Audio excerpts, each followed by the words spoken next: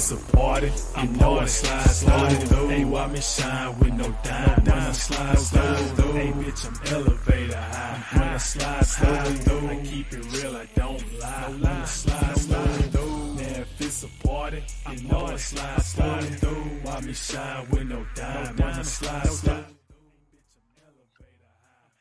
Yes, sir! Home team! What's happening, home team? This your boy Blackberry LaRex. This is the Rex Pit.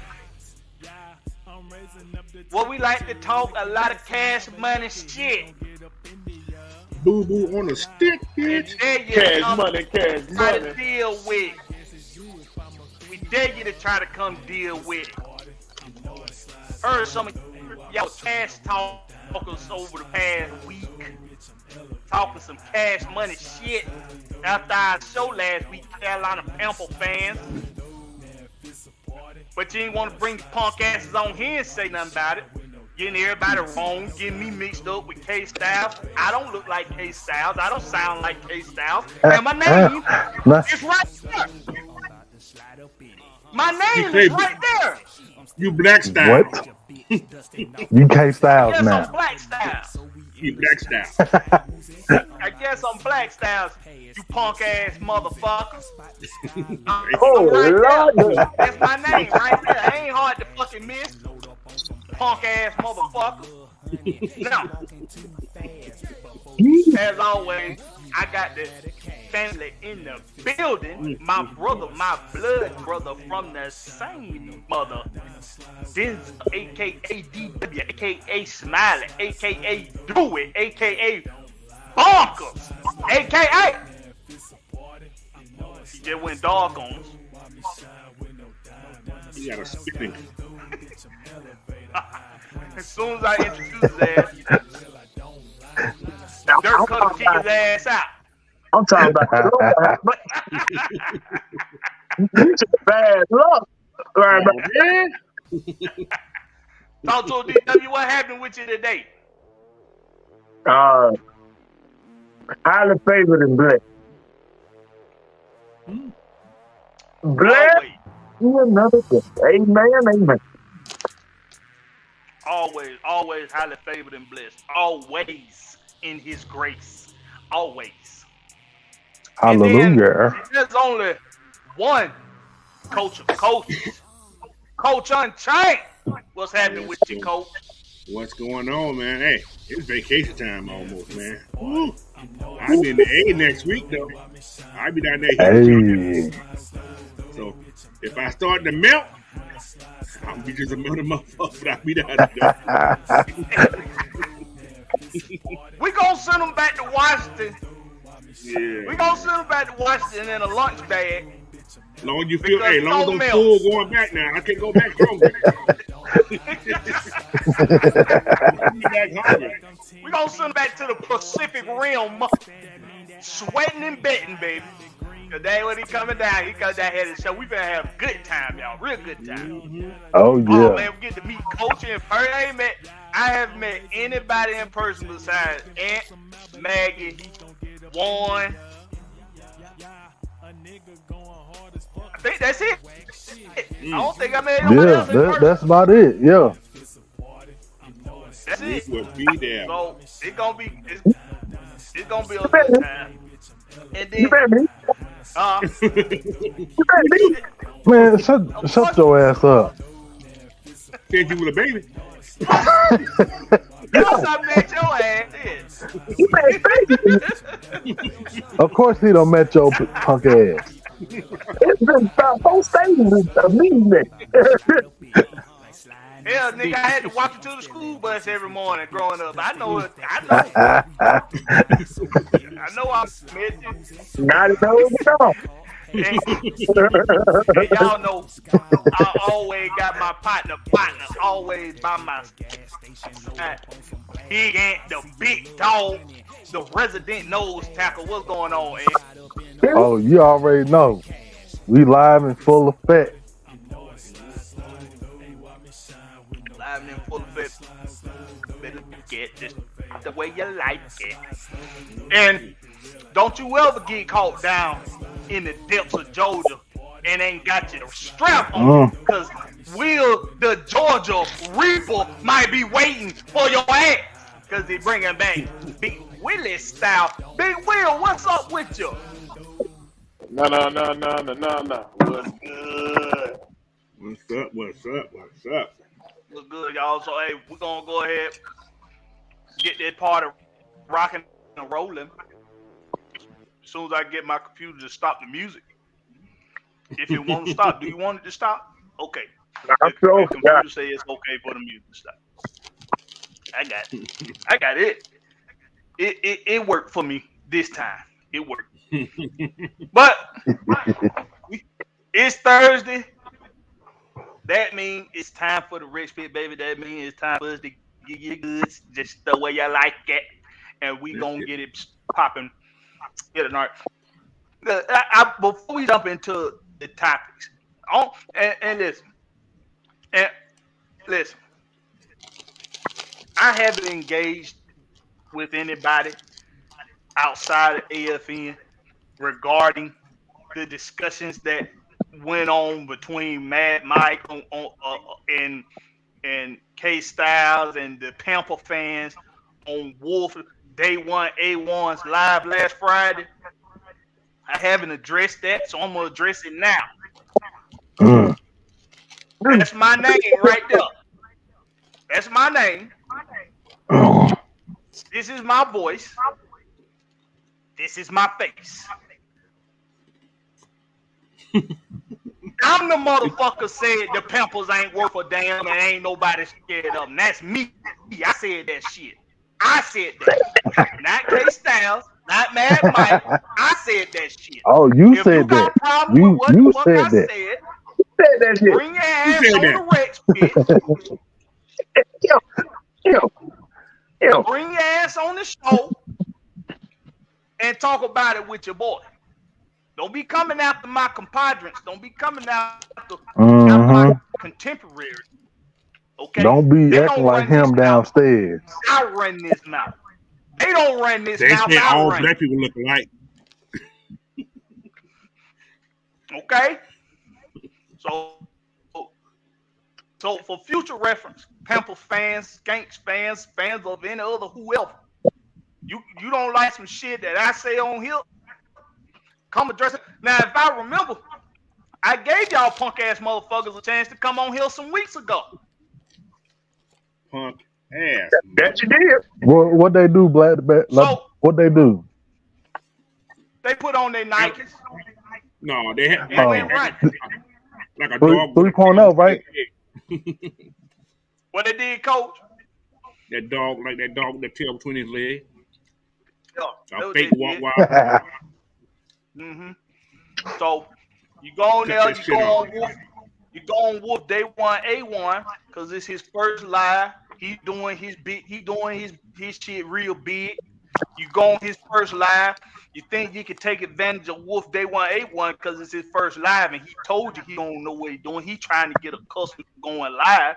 So you go on there and you try to stretch your stuff. You try to flex your goddamn muscles. Bring your motherfucking ass over here and try that shit. They ain't gonna do that. Come on here and try that. We're gonna see what y'all really all about. But now that I done addressed it, I can move on until I see you punk ass motherfuckers again. So, my brother, he came up with the topics tonight. He got some real fire ass topics. What you want to jump into first, Denzel? Better yet, before we do that, let's acknowledge the chat. Let's do a roll call. Let's acknowledge the chat. Let me see if my computer at least let me do that. Can I do that? Who? Can I do that? Okay, here we go. Prince Kabuka Kuba with his punk ass. He's in the building. Smooth C78 say he ain't first, but he sure hell ain't last. ATL Leo in the building. Old Chicken Hauler, good to see you, man. Appreciate you joining us. D Lawson, another PRPR. I don't know why I like that so much. It's just an intriguing name. I like that name. I like that. Another PRPR. D. Coleman. He's somewhere sniping somebody off the roof. J. Diaz. Atlanta Falcon Nation, Georgia Sports Nation. Y'all know who that is. That's Maggot. Or it could be Mad Mike. Either one. Wallace Smith. Pamela Johnson. Hey, Pam. PJ. Hey, Pam. OG Big Sam. Out there on the poach, but you know how to let yourself in. Wave it 2 times. King Quest 710. What we got? All right, so and Floyd Donnelly at the bottom. And Floyd Donnelly. Appreciate Floyd. All right, so now that we got that out the way, I'll pass it over to you, DW. Oh, we supposed to pray? We supposed to be praying right now? Nah, that was Sensei. I'm all for it. I'm all for it now. I'm all for some prayer. Right now, we all need it. You know, God, this stuff with DDI. Be some Devon. That's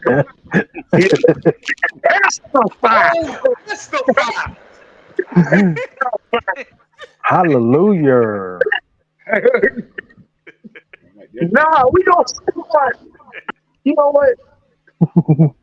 I'm gonna start with the heart at. Right now, the heart is on a subject that me and the ATF therapist had some discussions with a couple weeks ago.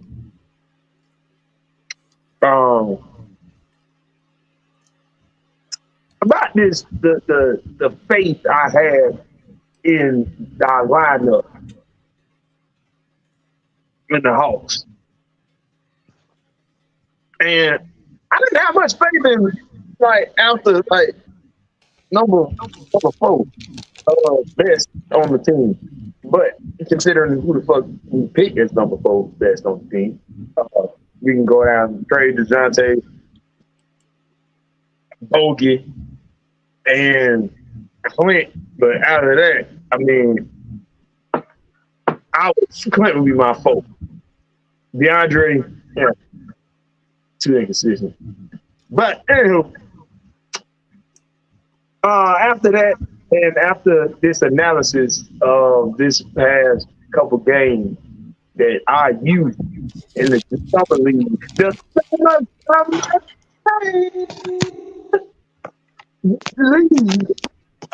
for the Atlanta Hawks, this youth has very much impressed me, and it adds fire.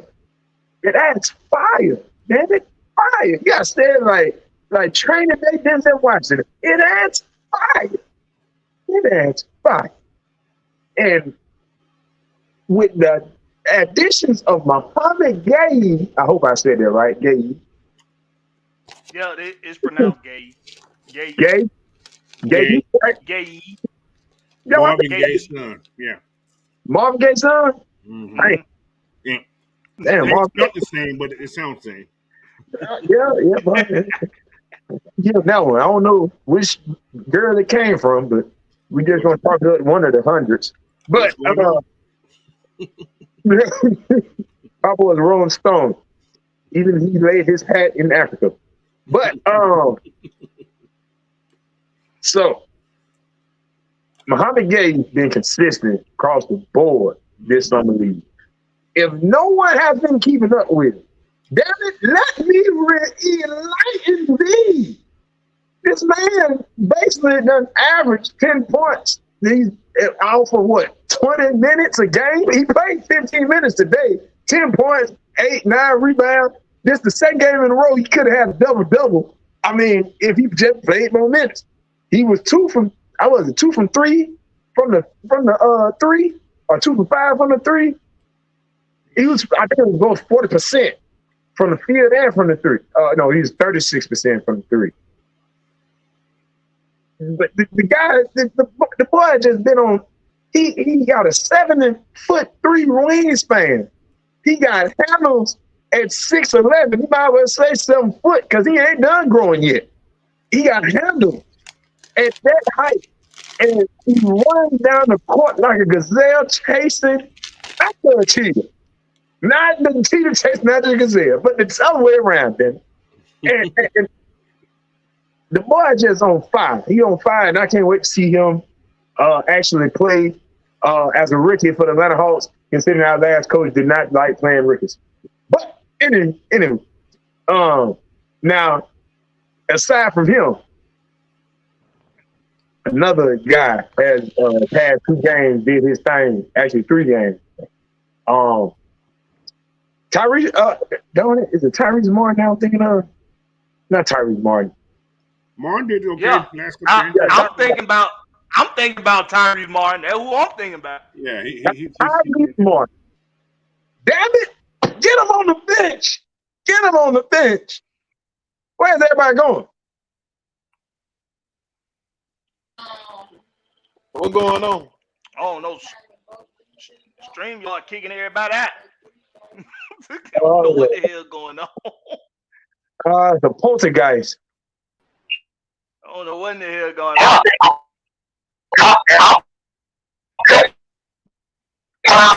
OG Sam, what's happening, man?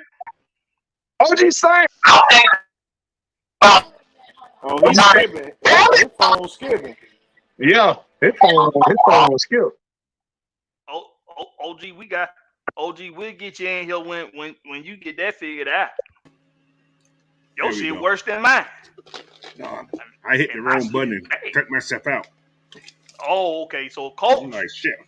Cole did his thing. Okay. I did my own shit. I'm like, what the fuck? Ant done got snatched by the red door from his seats. That's the cookie monster. Yeah. But you speaking on Tyrese Martin. Tyrese Martin, Muhammad Gay, and the bearded dragon himself, Manic. Another 3-point threat to go along with you got rid of Aaron Holiday, got rid of Justin Holiday, other slack, but I mean somebody got to fill in for Sadiq Bay spot off the bench. And you're going to need to be a threat. Hold up. Don't talk that into existence. Sadiq Bay still on the team, man. Nah, he going to be starting. Oh, okay. Somebody got to fill in about that little bull crap they were talking about with Siakam and all that bull crap. But it popped to my mind when you said Sadiq Bay, man. Nah, if you put Steve Bell on a trade block, we need answers from Nick and Nick Wrestler, the wrestlers, the WWE wrestlers, all wrestlers. Because, damn it, that would be stupid as hell. That's like giving away on guessing. Why? He said Jalen Johnson. Jalen Johnson is already coming off the bench. No, I think he asking that in the sense of you think Sadiq Bay gonna start over Jalen Johnson?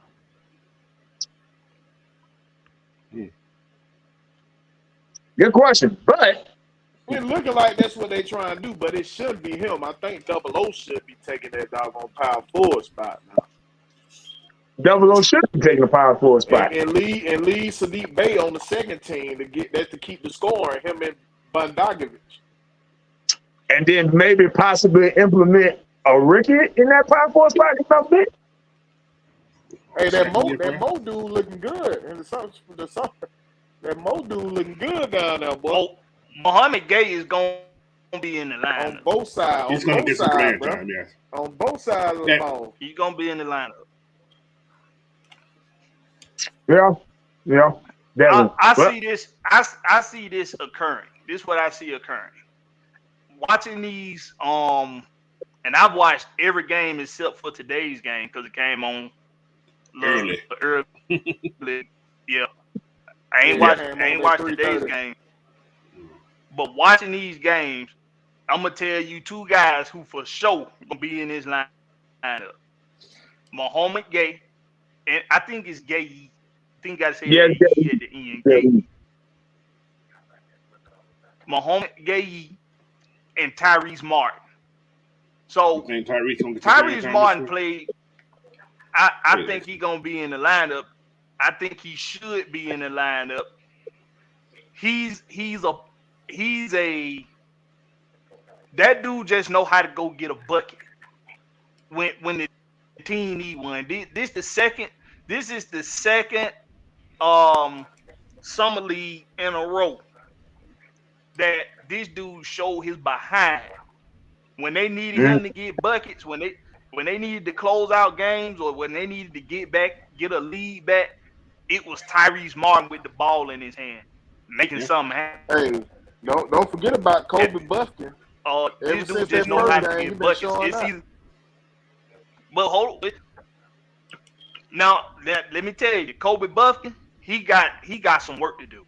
Now, his natural God-given talent he got natural God-given talent for just being savvy with on the offensive end. He was supposed to be a perimeter defender coming in the draft, but you could tell there's a difference between the NBA and college basketball. Oh yeah, his perimeter defending it needs some work, and he needs to learn how to be a facilitator. Right now, he's only looking like a scorer. It was plenty of times on some screens, on some pick and rolls where he had guys rolling to the basket. If he just knew how to pass them the damn ball, that was a bucket for that roller. But he got a lot of work to do. I don't know if he might go ahead. I think that's why they got Patty Mills though. Patty Mills, 155 years old. He looking more like a 2 guard than a 1 guard right now. I'm not. Patty Mills, I don't like that. I don't like that Patty Mills. Well, he did all right last year. He's a veteran. I'm gonna give him that. But he's a veteran. He'll be a good veteran for these young guys who are in there. But he may just be on the bench, being a cheerleader. So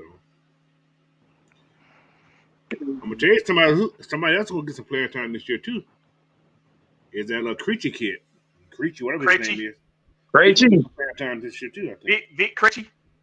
Yeah. He's gonna be that defender. Yeah, he's a good defender. He's a damn good defender. Yeah, Creechy, whatever his name is. He's a damn good defender, and he's very good at putting that ball on the floor and getting that. He can handle the ball. Yeah, he can definitely handle the ball. He can handle the ball. So I can see him being that third guy. He like handling I ain't gonna say be the third person to handle the ball, but like that backup point guard. Yeah, cause he's a good facilitator. Yes. He's good at it. He done had the most. Like 6'7", ain't he? Ain't like 6'7". He's a big boy. Yeah, he's a Who you talking about? Creechy. Oh yeah. Vic Creechy. Yeah, he done had the most. Like out of the games he done had, out of 3 of them, he done had the most assists. So he can pass, definitely. Better than Bumpkin. Yeah, that's the problem with Buffkin. Buffkin ain't getting no assist, boy. That nigga. He ain't passing the damn ball. He's trying to shoot everything. Yeah, that's what I'm saying. Yeah, when you said that the first time, man. Yeah. But have y'all noticed? Don't pass that ball, bro. One thing that the Hawks been doing, I don't know if anybody else noticed when you look at the lineup, they've been playing a lot of 3 guard. They're playing 3 guard at one time. Yeah, with Tyrese and Bucks. Yeah. And Griffin too. When Griffin started too. Yeah, AJ. They've been playing a lot of 3 guard formations and just having 2 forwards. So I can see what's that boy name? Who's in the middle? Clint and Big O playing at the same time and having 3 guards on the court. Now I give Kobe benefit of doubt. Now Kobe gonna come off the bench. Yeah, off the bench. Yeah, he definitely come off the bench. But that game they had against Denver, he had 6 assists, 17 points. That was his first. That was the real breakout game. His best game. Yeah, his best game was that Denver game. Yeah, 10 assists, 4 from 10 from the field, 1 from 2 from 3. But his problem is going to be with his turnovers and the dribble. But he turned the ball over like a motherfucker in this damn summer league, boy. Yes. Yeah. Let me see. I'm looking at his numbers right now. He was turning the ball over, and most of his turnovers came from him getting his pocket picked. The first game he had 8 turnovers. He went pass and turnover. First game, 8 turnovers. He had 5 in that game. Yeah, so Kobe first game he had 8, so he probably got about 50. Hey man, what AJ Griffin been showing y'all? AJ's doing what he's had to do. AJ's been very, very consistent when he's playing time. He didn't. I don't think he played. He ain't been showing me much. Yeah. He ain't played in the last 2 games. I don't think. I don't know if he played. Nah, They benched him the last 2 games. Yeah, because they don't need to see anything else from him. I mean, he ain't showed me nothing to be happy about, really. Yeah, he actually been slacked. He unslacked all this summer league. Ever since the end of last year, he fell off a little bit. I don't know what's going on. Well, no, what's called just didn't play him last year. It wasn't nothing wrong with him. He just didn't play. Yeah. Yeah, ain't nothing wrong with I'm with Will. I thought I would see him dominate this summer league more than what he did. Mm-hmm. I didn't see any steps taken forward in the summer league. Like how with Tyrese Martin, you saw he played his behind off last summer league, and this summer league he showed you that he still can do that. He showed improvement. He actually elevated his game. He showed improvement. I didn't see no improvement showed out of AJ. And maybe it wasn't enough of a sample size or something. AJ started losing his minute because when he cut his hair, he was a different player. That boy wasn't scoring like he was. That boy was not scoring like he was. That's why his minute got cut down. You know what? This is actually a good problem because Seth Lundy has been doing his thing with the opportunities he's been given. That too. Mm-hmm. And he ain't been given too much playing time compared to those like Corey Buffkin and Gay and Martin. But of course, it's because of what Seth Lundy is a guard. Yes. So I mean, you're competing against Corey Buffkin, but you've been outdoing Corey Buffkin with less time, less PT. Well, are you talking about AJ? No, Seth Lundy, the other rookie. Oh, you saying he competing against Kobe Buffkin? Other guards, there's other guards. Period. Like Gretchy. He been outdoing him with less time. I mean, just look at the game in Minnesota games from yesterday. The boy had 14 points, a block. I'm sorry. 14 points, a block, 5 assists, or 5 rebounds, 1 assist. And all of this is in 16 minutes. 4 from 8 from 3, 4 from 10 from the field. Corey Buffkin, 0 from 3 from the 3, 3 from 13 from the field, 32 minutes. 13 points. Come on now. Seth Lundy is a great 3 shooter. Now, this is a good problem because you can't have some of the damn guards. In the lineup, I'll come off the bench, but I would be interested in them implementing Seth Lundy in some of the beginning of the year games, like towards December. I'm gonna go to Ant after let me go to you with this first, Ant. Based on what Denzel explaining, with what we got right now on the main roster, what we got? We got Trae Young, DeJounte Murray, AJ Griffin. Who's the next guard up? Bogey. Still got Bay.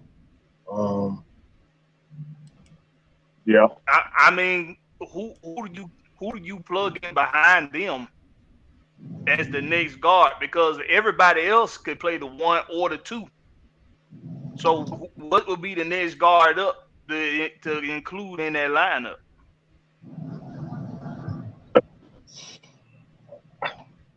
It's hard.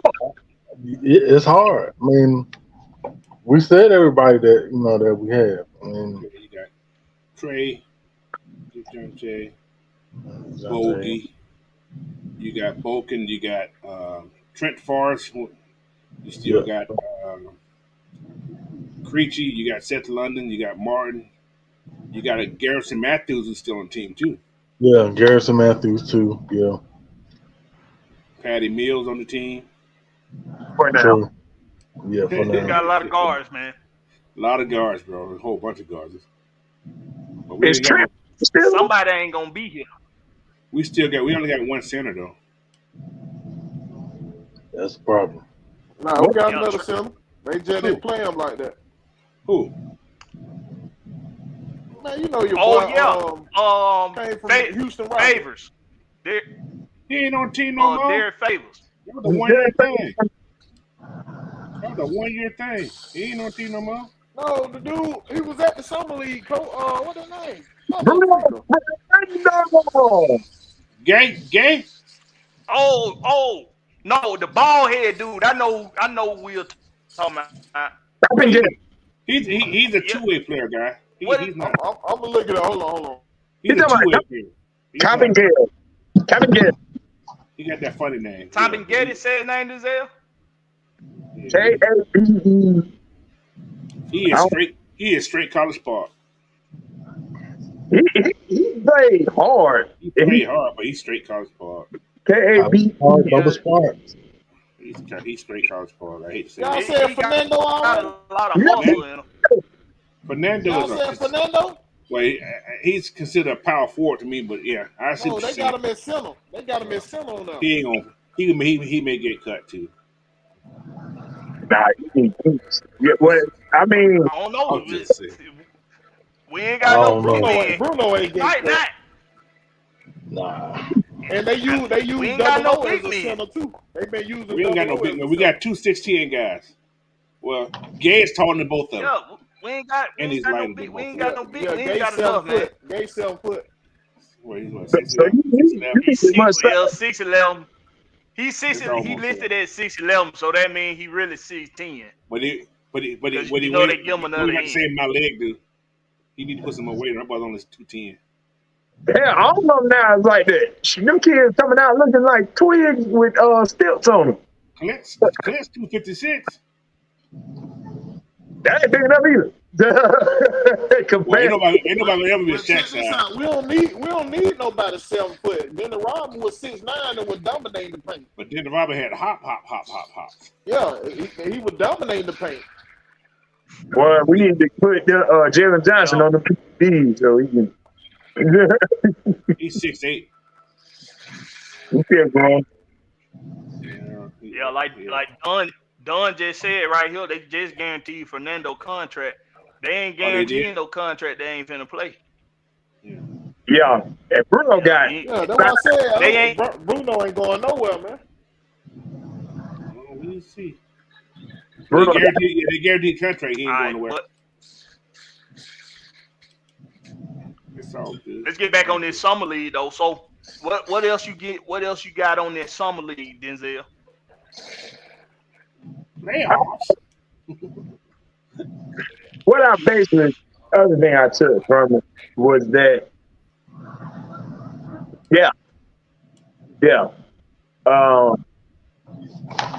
like I said, you have a good problem, and if they further this effort going into the summer league playoffs, it ain't people they downplay the summer league, but it depends on how the intensity of the game is for you to judge it off of. If these have been really exciting damn games to watch this summer, and you got players like the Thompson brothers from OTE up in Atlantic Station going crazy with highlight reels. I mean, you got Brandon Williams. We just see him in Charlotte. Minnesota. Then you got Mr. Shoot 'em Up in Charlotte from Alabama. Bang, bang, chicken, bang.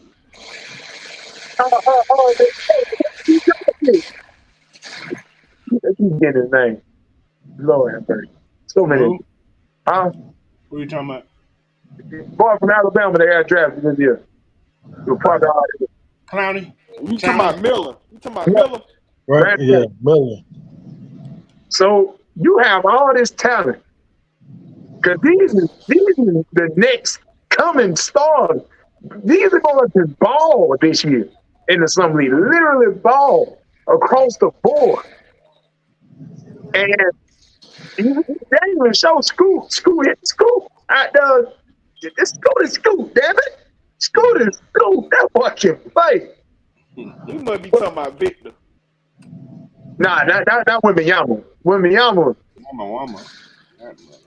Wham, bam, thank you, ma'am. They said, sit your ass down for the rest of the league. No injuries will be. Right. They're going to have to put some weight on that boy. He went to the right spot, though. Pop going to have him right. Pop going to have him right. Yeah. Pop said, no, this ain't no Chet Holmgren type of summer this year. No, you ain't getting injured. Sit down. He went to the right situation. When Young went to the right situation, cause Pop gonna rest his people anyway, though. He gonna get the best he can get out of that boy. That's why if he turns out not to play up to expectations that everybody expecting him to live up to, it's gonna be his own fault. Cause Pop gonna get the best out of him. Right.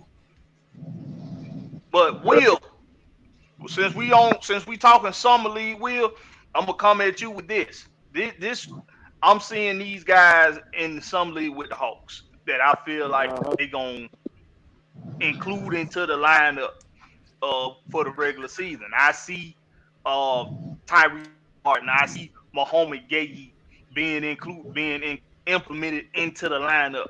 I do think Buff can get early season playing time. I'm not too sure if he's gonna see PT after December. So you tell me what's been your take from the summer league, and where do you see that carrying over into the regular season? First thing I noticed what I've been telling y'all, I seen improvement from game 1 to game 2 to game 3. I kept seeing improvement. You know what I'm saying? They were more consistent with their shot. They were had more confidence in what they were doing.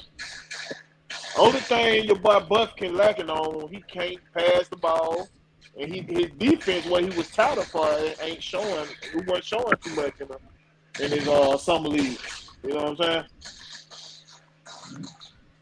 But other than that, I think they're gonna work with him on that. But I think like Martin, I think he's gonna be coming up to help the team. Your boy Mo, there ain't no way they're gonna keep Mo down now. Mo coming up. Mo coming up. First damn game. Man, he coming up, bro. That boy showed he slapping things in the stand, boy. 2 blocks a damn game. I got a question about Tyree. Where's he gonna fit in at? Who's spot? Martin. Whose spot he's gonna take? Well, he can play 3. He can play the 3. He can play 3. He got the height for the 3. I think he could play the 2 or he could play the 2 or the 3. Yeah, we got enough 2s now. We got a lot of 2s, and got a lot of 2s. We ain't got enough 3s, so I think he can help there. Yeah, we got 1, 2, 3. 3 on the roster so far. Can I point something out? Let me point this out. So Trae Young is the shortest. He's the smallest guard we have. If you don't include that little dude that's been playing in summer league, I can't remember his name. But it's a guy in summer league, huh? I think I know exactly what you're talking about. I can't think of what his name is, but I know what you're talking about. Oh, you talking about the one that played for Toronto. He come I think he did come from. I think he did play in Toronto for a little bit, for about a year. I think he did. Joiner. He didn't Joiner. Yeah, Joiner. I think Joiner is shorter than Trey, but but we ain't counting Joiner because he's trying to make the team, and he probably will not. But Nah. he is a little gnat on defense though. I give him that. He's a little gnat on defense. Yeah. But you got Buffkin 6'4", you got DeJounte 6'5", you got Vic Cratchit at 6'7", you got Lundy is 6'6", Tyrese Martin is 6'6", Bogey is 6'5". We got long guards. These guards are long. I don't see what some of these people was talking about with we too small at the two. Our two guards can't defend against other two guards in the league. That's not true at all. That's not true. I mean, forward. we got some long guards. The league ain't like how it is. Like back in the day, you had Jordan at the 2 was 6'6". You had who else from back in the day shooting guard? You could think of Ron Harper. Ron Harper. Yeah. Excuse me. Ron Harper was what, like 6'7"? They're about the same size as Jordan, I think. Him and Jordan about the same height, I think. Probably about the same height. Yeah, The bro. two Brian guards- Scott, 6'4". Yeah, I mean we got the size of a two guard that used to be the trending thing. See, two guards started looking a whole lot more like point guards somewhere along the line. Now, two guards are looking more like how they used to back in the day. And a lot of them, the ones we got, can play the 2 or the 3 because they got the limb and they got the shooting ability. So I'm looking at it this way. The Hawks are going to be looked at as having a small lineup because the 4 and the 5 for us is basically the same goddamn person as far as height go and size go. So we don't really have a true 5. Clint is a true 5 because of his skill set. O is a, but these guys, we ain't got no 7-footers. Clint is listed at 6'10". We got a 7'1" guy on the roster, but he yeah. I think that's that bald head dude. Now this kid from Serbia. The bald head guy name is K. Ben Jelly, something like that. Yeah, that's Jelly. Yeah, K. Ben Jelly. That's what I'm thinking about. K. Ben Jelly. He's 6'10". He's 6'10" guy. Yeah, Florida State kid. Now he's been playing his butt off. Actually, he probably can squeeze that roster. He can probably squeeze that right, and he's not big like fat though. He's big like this guy. He's cut. He's muscles. Yeah, he's muscles.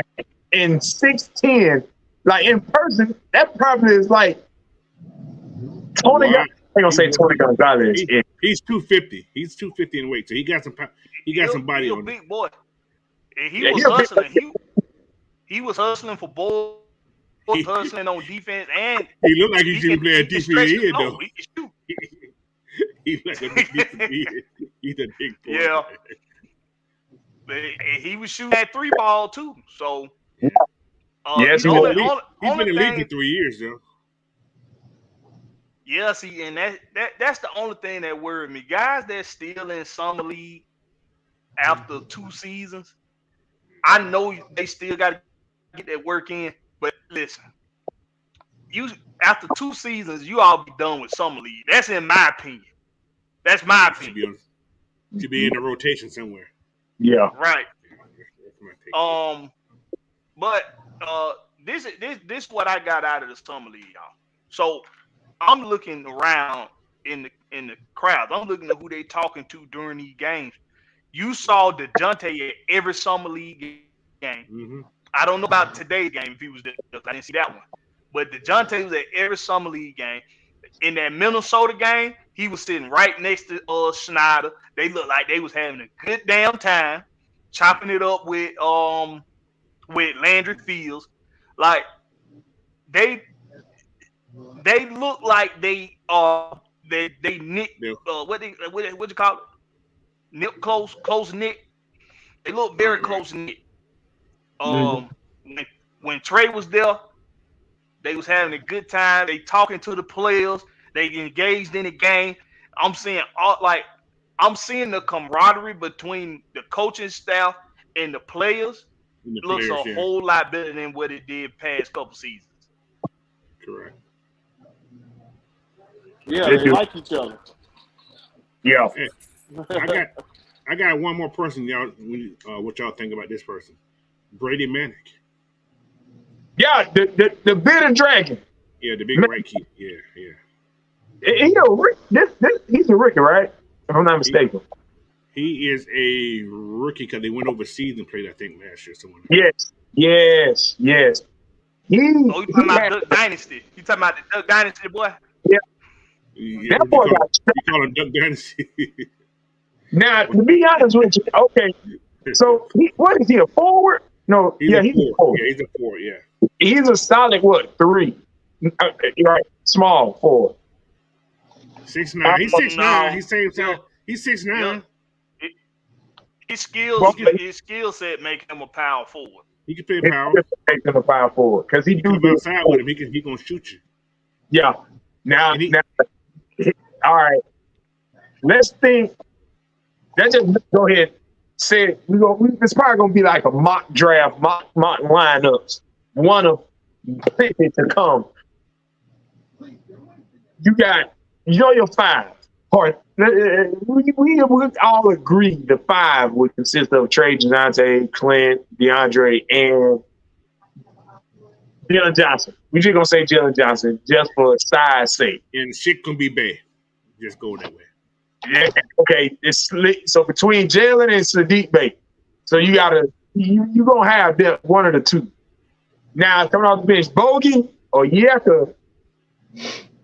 That's your 8 right there. Okay. That's your 8. Bogey or Yeka. Then you flip it. AJ gonna be in there probably. AJ gonna be in there. I think AJ gonna be in there not as much as he was last year because of the ability that the rest of your depth has, like Muhammad Gay, who can shoot the 3, who can penetrate, who can do. He's not probably as accurate as a shooter as AJ, is, but he comes with other additives with defense. Because he gon' get boards, he gon' get blocks. So you got a Swiss Army knife in the making with Muhammad Gay. So I'm including Muhammad Gay. What about y'all? One more question. Was AJ a first-round pick? Yes. Yeah. The reason I'm saying that, I can see AJ getting traded to his dad's team. His dad's head coach now, right? Yeah. To pick up some capital from there. Good capital. Right. He can get something. We'll get something for him. What about you, Darren? What do you feel about the game making behind Bogey on Yeka? Since Yeka will be that 5 technically, or Gay could be the 5. But with size, Yeka. You want Muhammad Gay to be your 4 because he can stretch the floor. I was thinking during the draft between him and the Derek. What was that? The boy I really thought we was going to end up getting. What is his name? Derek. The center. Damn it. Shoot. His first name Derek. I know that. I'm bad with names. He a beast. He a bad dog. But I knew for sure that guy could be. From Duke. Yeah, from Duke. I knew for sure that. Nah, I don't think. Yeah, he played at Duke. Okay. He's from Duke. Very Yeah. lively, Live. Yeah. lively. Lively. But I knew I had Gay on my list, and I had Lively on there first. That could be those stretch fives that could give us some of what Clint give us and give us some shooting ability too. Because I think that is something that we could use at the five. Because we not counting on O to develop no jump shot that damn good. I mean, He's if okay he with can 15 shoot, in. uh, Yeah, he did okay last year with that, between that 10 and 12. He was okay with inside the zone. yeah, he was okay inside the zone. But this Muhammad Gay guy can stretch the whole floor. He He can can stretch it out, yeah. he can shoot that he can shoot that corner three. He can shoot that wing three, and he can get down in the post. So I mean he could play the five. He's 6'11". He can play the five. I ain't saying he can't. I'm just saying for what for what I think Snyder wants to do, he's gonna play the four. Yeah. So because of that, I do see him making the lineup. I see him getting some playing time. I know who we say the eight are, but I think he's definitely gonna see significant playing time. Especially after December, I see him getting a lot of playing time.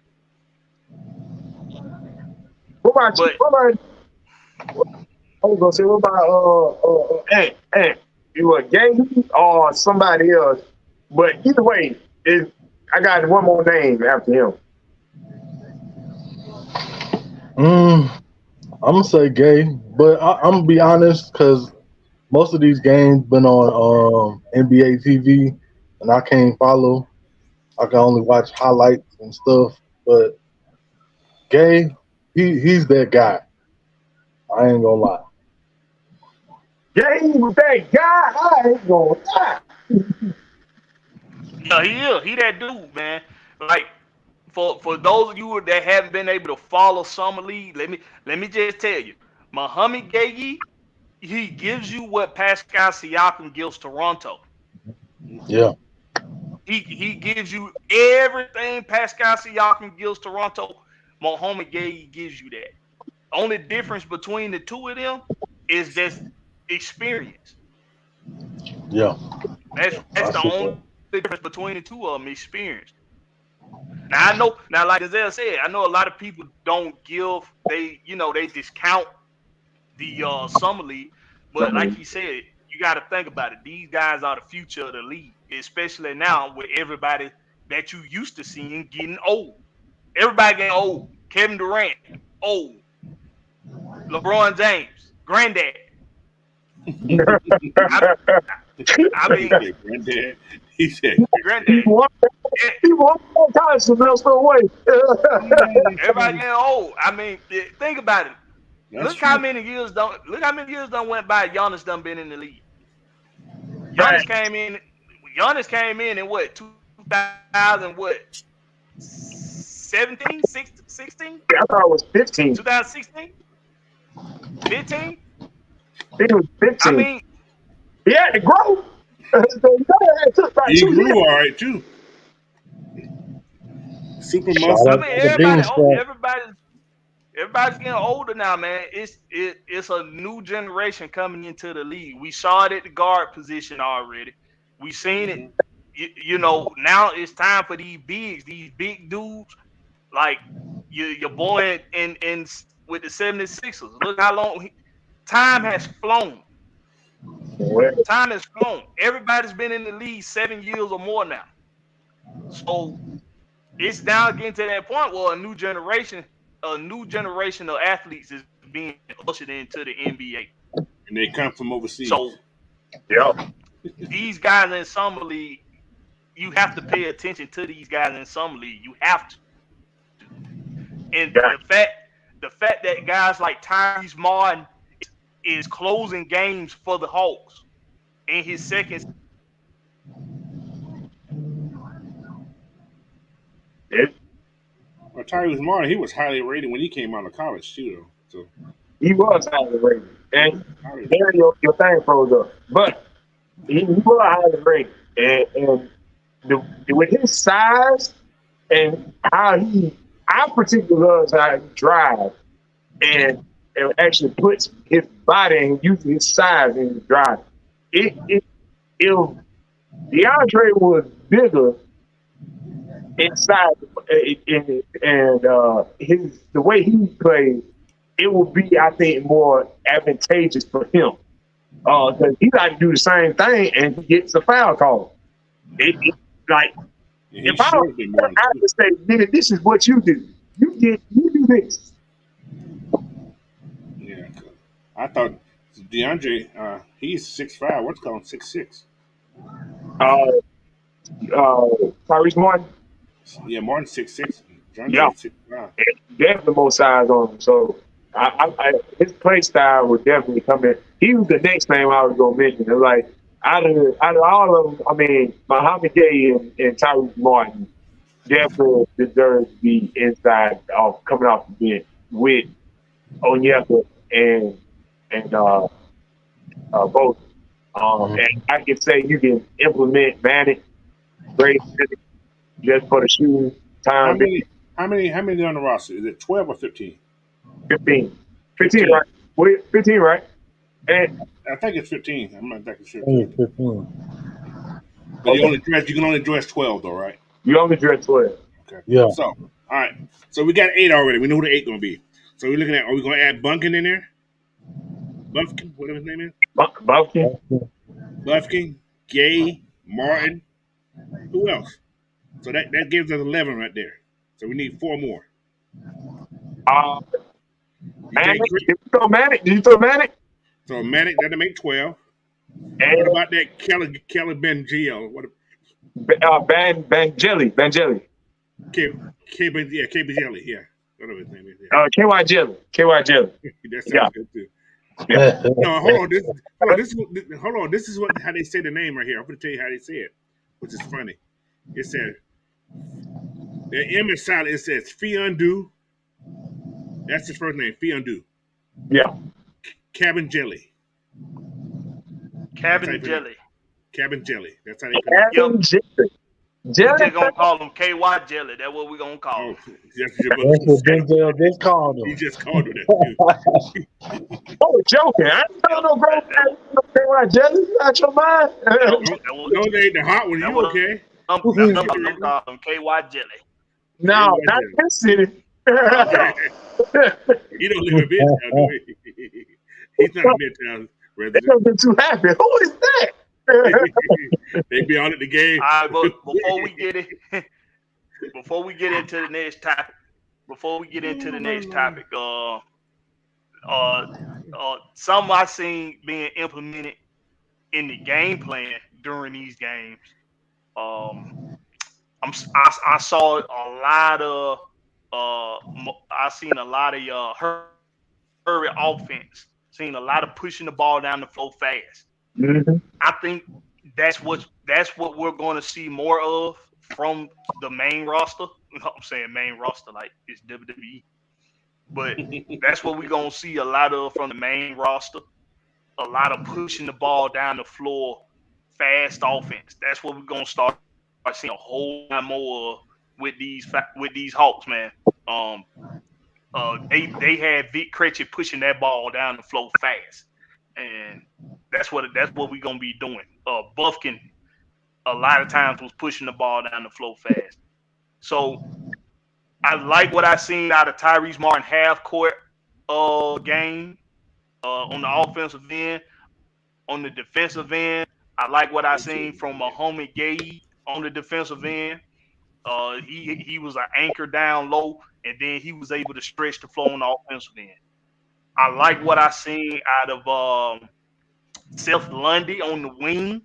He was a good wing defender, and he was able to stretch, and he was able to shoot that wing free. So I see Seth Lundy also gonna make a strong case in that top for 15. making it for getting some. being in that top 15. You're gonna make a strong case. He might take Kobe Bucket. I'm telling you. Well, like I said, he may, considering that we didn't see facilitating from Kobe and we saw him turn the ball over a lot.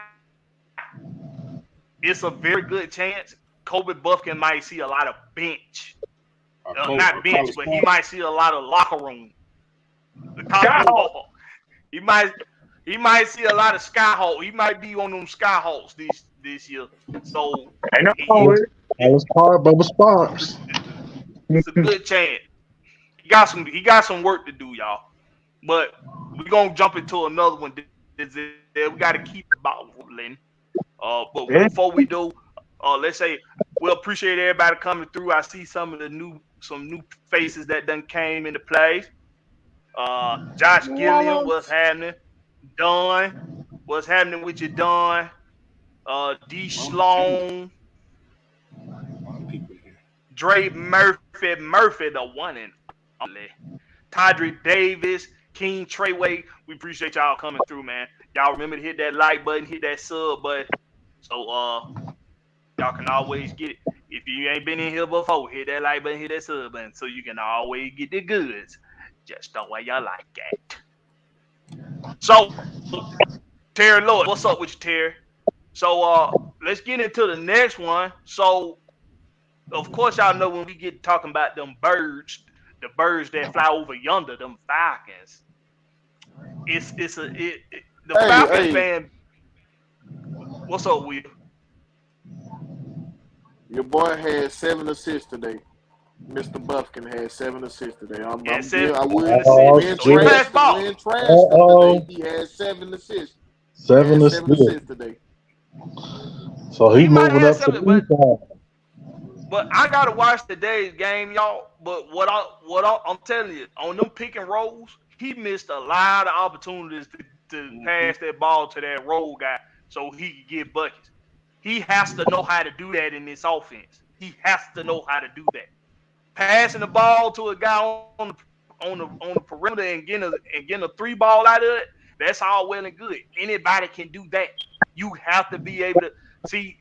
I'm not just basing this upon based off of what Trey's capable of, because I know Trey is Trey. Not everybody can be Trey. Yeah, only Trey can be Trey. Yeah, but I can't do that. Yeah, you have on them pick and rolls. You got to be on them pick and rolls. You got to be able to pass that ball, man. You got to know how to bounce that ball in there and get that ball in there to that roll guy. If he can't do that, he's not gonna be in this lineup. I'm telling you. Maybe he was learning something. That boy, he scored 11 points in the fourth quarter too. He got us the win today. He did. He won the game with a shot. Now I gotta mention that. Now, D-Lo, you right. He did win that game with a shot. He took notes from what Tyrese was doing the other night. And you know, you had Trey. Trey was talking to him the other night. Was telling you, probably telling you, pay that ball a little bit. They probably told him, boy, yeah, slow down. Like that, you gonna be in college park. Yeah, let the game come to you. What Trey told you, boy, you don't want to go to college park. You may get the car stolen. Don't nobody want to go to college park. He said, right. You go to College Park, your next stop gonna be over there at the airport. You gonna be gone. You're real close. Gone. Hey, they just like telling some Brave player they got to go to AAA. Don't know about it. They love going to go in that though. Yeah, they do. They actually they go to get their swing back. Hey man, it be just as many people at Gwinnett games. Well, I ain't gonna see just as many. But the same way they pack out the battery, they be packing out Gwinnett Stadium, boy, for them Gwinnett Braves, boy. They be packing it out. All right, so Falcon minicamp on the come up. What are expectations possible batters and what positions, etc. I'm gonna start with you, Coach. No, go ahead. Hey. They start next week? No, yeah, the week after next. We got it. What's the date? It's gonna be exciting, man. After the big event. Week after. Yeah, Yeah, I'd be going too. I thought I planned it so I can watch one, but nah, I didn't plan it right. But anyway, man, it's gonna be a lot of battle, especially in that DB room. The DB room is gonna be the biggest battle we have in this whole Mhm. Yeah. thing, man.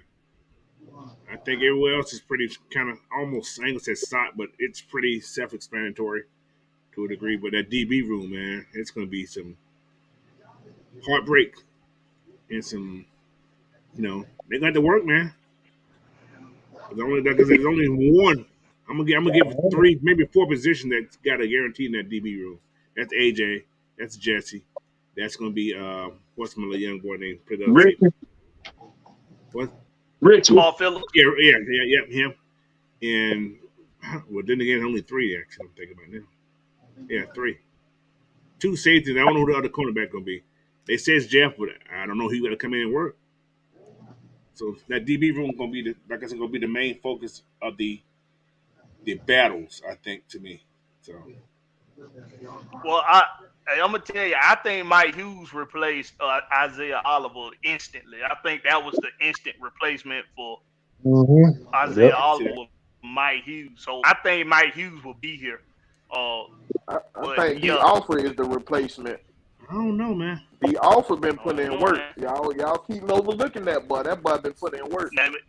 It ain't overlooking. Let me tell you, I like him. I like the offer. Experience, But y'all got to remember, familiar. experience matters right now on the Hey, he got defensive side experience. of the Y'all ball forgot he more played than in the anything. Canadian League. That's a He played in different the Canadian League. And they feel wilder than ours feel.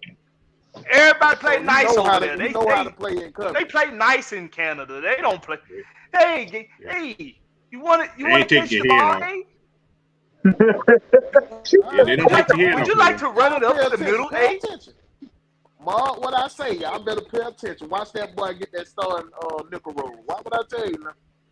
if he Then do, he's again, gonna because he bust his ass for it. but you know what? I'm gonna let you know something. It really ain't gonna matter. They're gonna rotate any damn. Yeah, it's Yeah, not. they Not gonna matter. I told you they're gonna have like a hockey. They're gonna have like a hockey Yeah. lineup. They're gonna be rotating them out. Nobody gonna get tired. They ain't not gonna have that Boy, problem getting tired. it gonna be like somebody going in and out, in and out of Brittany Rayner Thing room. is though, y'all, they can't rotate 12. They can't rotate 12 defensive backs. They can't do that. Somebody ain't gonna be here. It's gonna be We ain't somebody having getting that. cut. It's We gonna ain't be having that somebody many getting defensive cut. backs. Y'all don't expect to get cut. It's gonna be We're four. gonna have 10 DB, 4 safety, 6 cornerback. I'm not saying. Yeah, I can see that. I mean, you got AJ, Jeff, Mike Hughes, D Alpha. You know they gave us an extra roster spot this year too. We get 54 instead of 53. No, that you know that 54 for. That quarterback. Yeah, he can't play unless both quarterbacks are hurt. Mm-hmm. That's all it's about. It's one of those things that because of the San Francisco problem last year when they both did That San Francisco rule right there. That's the San Francisco rule. But it was CP3, Clark Phillips the third, and I'm missing somebody. DF. Mike Ford. Talking about at the nickel slot? No, not Mike Ford. What was the other guy that I didn't like, but he kind of Aaron Hall. Or last year or this year? Aaron Hall.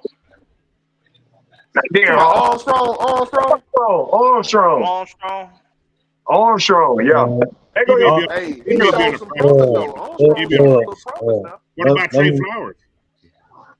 Who? Trey Flowers. Trey Flowers, yeah. They might try to put him at that. I don't know. He big enough to play safety though. Yeah, he big enough to play safety. That's what I'm telling y'all. Y'all safety gonna be. This is gonna be a safety. Jesse, Richie, DeMarco Hellum, and Malachi Abernathy. And Hawkins may be on the outside looking in, bro. Yeah, he might. He actually might be. I think Abernathy is gonna make the team over Hawkins. Yeah, Abernathy. Yeah, watch out for Abernathy, bro. The reason being, it's a lot of fans like Hawkins. Yeah, but the reason being, I say he's over Hawkins is because he came with Jerry Gray from Green Bay. Yep. That's one of the main reasons right there. Hey, it's a lot of fans like Jalen Hawkins. A lot of Yeah, people like Jalen Hawkins. A lot I of like people that. like D. Alford. I But think I'm D's telling safe. y'all, somebody not gonna be here. They're gonna be. One They're or gonna be two gone. people that you like is not going to be here. It might be Mikey. All I say, I'm No, glad I'm not the coach it who's ain't. making the It I ain't gonna be don't decision. know Mike. about It's a that. tough I cut. don't know about that, D. Because they want to sign him to 2 years if they're gonna cut him. I'm, Right. It he ain't And guaranteed. as soon as Isaiah was out, Mike Hughes He's They was in. signed, he yeah, brought in. thank you. How, Yeah, they're how not gonna much was cut him. guaranteed though? You gotta I'm gonna look let at you the know. guaranteed money. I'm gonna let you know right now. I'm looking at it right now. And then you That's got the part. to That's the see part you gotta this look at. this my thinking on this.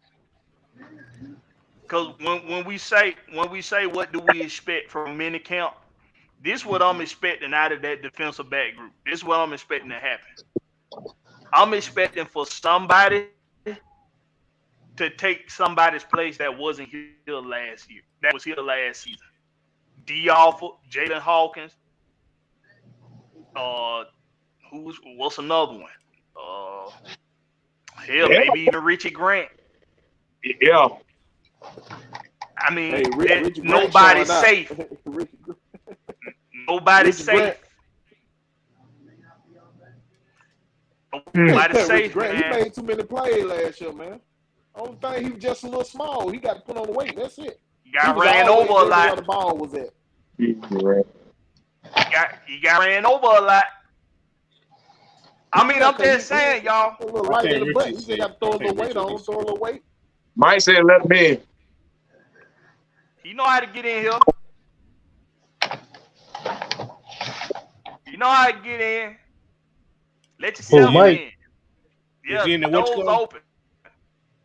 Man, He the right here. He link. trying to get in now. If he's in the link, you gotta click him in. You get the link. He's Nah, already he in in the there. back room now. Yeah, He just in the click him back in. room. Hey, y'all see what Miss Pam said, right? Yeah, Jesse Banks do make him relevant. He probably needed somebody like Jesse on the opposite side of him to actually facilitate and take that whole role away from him completely. That way, he can be a Jamal Adams at times when he's supposed, because he was that in college. He was that hand bustle. He was that you ain't getting Yeah. Yeah, time. That's the yeah, main reason they exactly. went to go get Bates, so that boy can play in the box Let, more. let, let me tell you what y'all are missing here. Carl Phillips, the third skill set is that of a safety. Y'all realize that. But short. Everything that all of that boy's instincts are that him and Richard Grant the same height, ain't they? No, No, Same no, height. no. no, Rich short. calling like five, Hey, son. A low five. Yeah, Hey, Carl Phillips he like played too well, good 5'10". at cornerback though. He played too good at cornerback. They ain't taking him off cornerback. He played too He'd be a good good at hey, that. quarterback. Yeah. he That boy That shut Lent down Drake already London. kind He of shut alluded down to it. Drake London. He's staying at that cornerback spot. And go already ahead, Mike. kind of What's up, alluded Leaf? to it. And already kind of alluded to it. It's like we in this situation with the Falcons, you got to look at how they structure their contracts. Typically, the people that are the first to cut are always the one with 1 year deals. If they bring you in with a 2 year deal, 3 year deal, You're gonna lose you're your job. most likely to be Yeah. here next year, fulfill the entire season. So I forget what Mike Hughes' contract was. You got it And right. then you have D Alford. I think they gave D. I think D Alford may have 1 or 2 more years. Guys like Darren Hall. I think he's on a 1 year deal. He's going to be another one of those guys that's going to be on the chopping block. Like if Yeah. you got to follow the money with the Falcons. Falcons ain't not going to waste no money. Yeah, That's Mike one Hughes thing they're only not getting going to do anymore. We're not wasting any money, just bringing guys in for 2 3 year deals and then cutting them in the same season. That has a profound effect on the salary cap, the dead cap in particular. And He look like got the 2 Falcons years, got 7 million. who? 2 years, 7 million. Hugh, 2 years, 7 million, 3.5 guaranteed. So So that's kind of what we did with Lorenzo Carter last year. We signed him to a So yeah, 2 year deal. he's safe. He's They safe for voided his real. last year and then re-signed him. Yep. So that's why, again, the Falcons just follow the money. If you see 2 years, if they bring in guys for 2 years, more than likely they're going to, because with the NFL contracts, like that second year can be voided for the Right. previous year. They could be voided and then turn around and you sign those guys to another deal. M- most likely, it's pretty much the same type of deal. So they just go back and forth. They'll sign them first. They'll sign a 2 year deal, void the second year, and then they repeat the process.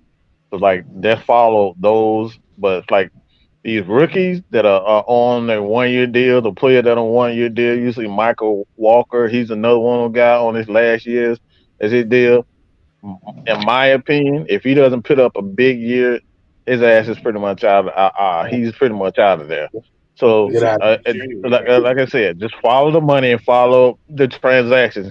Falcons always leave a trail. They always leave clues with their contract. They never do shit just to be doing shit. Even when Matt Matt Ryan, when they gave him that contract, when he had his contract, when he was here with Atlanta, they never asked him to read his contract. Why? Is it because they knew the money was gonna be? Somebody got a toy on. Turn your I don't butt know why plug off, somebody whoever gonna. that is. Who the fuck decide they want to call me right now? Turn Who the off butt fuck? plug. Somebody love you, Mike. Turn off that butt plug, Mike. Somebody Hey, decide they want to call. Somebody decide they want to be my friend today. Somebody decide that they want so check to this talk out. to me today. So check this out. I, I feel you. I feel the what everybody's saying. I feel what everybody's saying. But this is what I'm expecting. Like I said, out of minicamp, somebody gonna get out. Somebody gonna get outplayed in this minicamp. Mm-hmm. I don't know who it's gonna be. I just know it's gonna be either. It's gonna be one or maybe even two of these guys that we really like that was here last season. D Alpha is one of them. Jalen Hawkins is another one. Darren Hall. Somebody's gonna get outplayed. Now, yeah, if Darren Hall's still on the team, is he still on the team? Pruitt Yeah, said he think he play for the Eagles. He's still there. is that So okay, right? Mm-hmm. He's still on the team. That is amazing. so Darren Hall, Armstrong. Well, we know Armstrong. We know he ain't gonna start. But it's gonna be somebody, y'all. I'm just trying to mentally and emotionally prepare you all now. Mm. D. Alford, Jalen Hawkins might not be here. One of them, maybe even both of them, may not be here. Okay. I see. I always look at people who've been. Go ahead. Go ahead, Coach. I say I always look at when I look at this roster. I look at people that haven't really produced that that's produced well from the old regime. That's a chance they get cut. Like for instance, you got Jalen Hawkins. He produced, but he wasn't. He's not that popular producer like everybody want him to be. So that's a chance right there. Michael Walker, another one. But I don't think he's going nowhere because you need that person who can play both those positions. He's probably in the best of those positions, but he can play both those positions. He can replace that weak side in that middle if needed. And the other guys don't have no experience behind him like that. So Michael Walker's not going nowhere this year. But the person I'm looking at, that Sadly, I agree. Sadly, I agree. I'm just, and one more person I'm looking at, I don't know. I'm still on the fence with him. It's Ogun Daisy. I'm still on the fence with that. I don't know what to expect. I was coming to the line. I was gonna I'm come. glad you did that, Coach. Yes. That's the line. I That's don't the know. linebacker group. This is That's the really, linebacker group. it's really interesting that you say that, Coach. Yeah. I don't know. I can't figure it out. I don't know. Let me tell you why it's interesting. Let me tell you why it's interesting. Why he said something about Jalen. Go ahead. I'm looking at the safeties right now. Hmm. They have uh the offer listed as a safety, Yeah, different reports. Yes, yes, that's true. and then we have DeMarco Hillams. He's listed at a 70 as a safety, and he has a 4 year deal. Yeah, he just signed it. You're right. He has a 4 year deal, and then you have Jalen Yeah, Hawkins Ellen's right gonna be here. now. Um, and they just signed him. So you could you Hillams gonna be here. It's you look at he pretty much had the same deal that Jalen Hawkins had. So This is it's not Jalen's a last lot year, of though. guys as far as the safety is concerned that are in their last year. So in my opinion, I think the safeties are intact. The cuts are gonna be at corner. Guys like Are they gonna keep all those safeties? Trey Flowers, obviously. Then you got Jeff.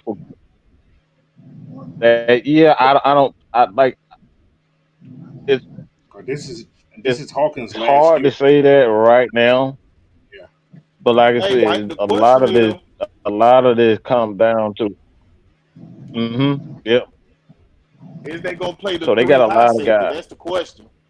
Because the reason I'm saying, if they were to cut Jalen Hawkins, Arthur gonna give they're gonna, they're gonna save 2.7 million. yeah, that's definitely that's something that grade does.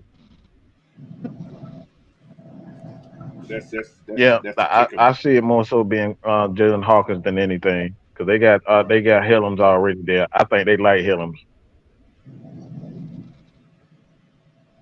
It's gonna These be interesting. you're gonna see a lot of interchangeable It's like parts war. on this defense. Ain't easy. They told us this was positionless football. That's what they told Mm-hmm. us. This is Yeah. Yep. positionless football on both sides of the ball, not just the offensive side, but on the defensive side too. I talked about how in the trenches, how you was gonna see a lot of Grady and Onyemata doing a lot of switching, and how you was gonna see the only person on that line I don't see moving is Eddie Goldman. He's straight up 0-1. He's straight Okay, up 0-1. I got you. Everybody else, you can move them around. When I look at this, when you look at this secondary group, if you really pay attention to it, we know AJ gonna be the one. We know he gonna be cornerback one. But based on what they want them to do, I talked about this, and we already said this basically gonna be the same defense that it was for the P's. It's basically gonna be the same defense. It's just it's Just gonna different be formation. orchestrated differently, right? Different formations, but the strategy is the same. If you are a corner, you got to be able to play man and zone. You got to be able to Yep. work the hooks. You got to be able to work the curls. You got to be able to follow. You got to be able to do everything. Think about a safety's. Think about what a safety's job is, right? Safety is over the top. Strong free Yep. safety is over the top. And free safety is basically all that second in command behind the Mike linebacker. Your strong safeties come up. Your strong safeties play the flats. Your strong safeties play the seams. Look at what our defense does. They did this with Jalen Hawkins and with Grant. They play everything. They play everything. They didn't just do a job of free safety or a strong safety. They played the job of everything. Think about it. You saw You saw Richie Grant line up like a nickel a lot last season. You Yeah, saw He nickel. started Jalen at the Hawkins nickel, line sure. up like a nickel a lot last season. Yep. This secondary group is gonna have to be able to be very versatile. It's not gonna be your one job to play one position and be able to thrive in this defense. If this defense is gonna thrive, it's going to be because this secondary is versatile around the board. It ain't but one player on this defense that you know what he gonna be at every time he out there, and it go Goldman the only one. He gonna be in the same place every single time. Everybody else is gonna be worked around Eddie Goldman. He's gonna drop Eddie Goldman in the flats. Man, they got Eddie Goldman in the flat, but you know we on our way hold to up a now. championship. Why y'all Why playing y'all that joking? That way might to happen, in the shit. middle? Yeah, at least listen. If you look at if you look at some of the, I watched a couple of Saints things. So What you call? Saints, He they actually dropped in he the did a middle. lot. He did a lot of dropping. He did. I call it drips in the middle, dropping outside for me. So I'm a little different. So I seen Ayamada drop last year. He went out not deep flats, but he went to like a little small hook and curl type thing last year. So anything's possible, man. You never know. I mean, that'll get somebody confused like hell for real, because you'll look on They blitzed the middle.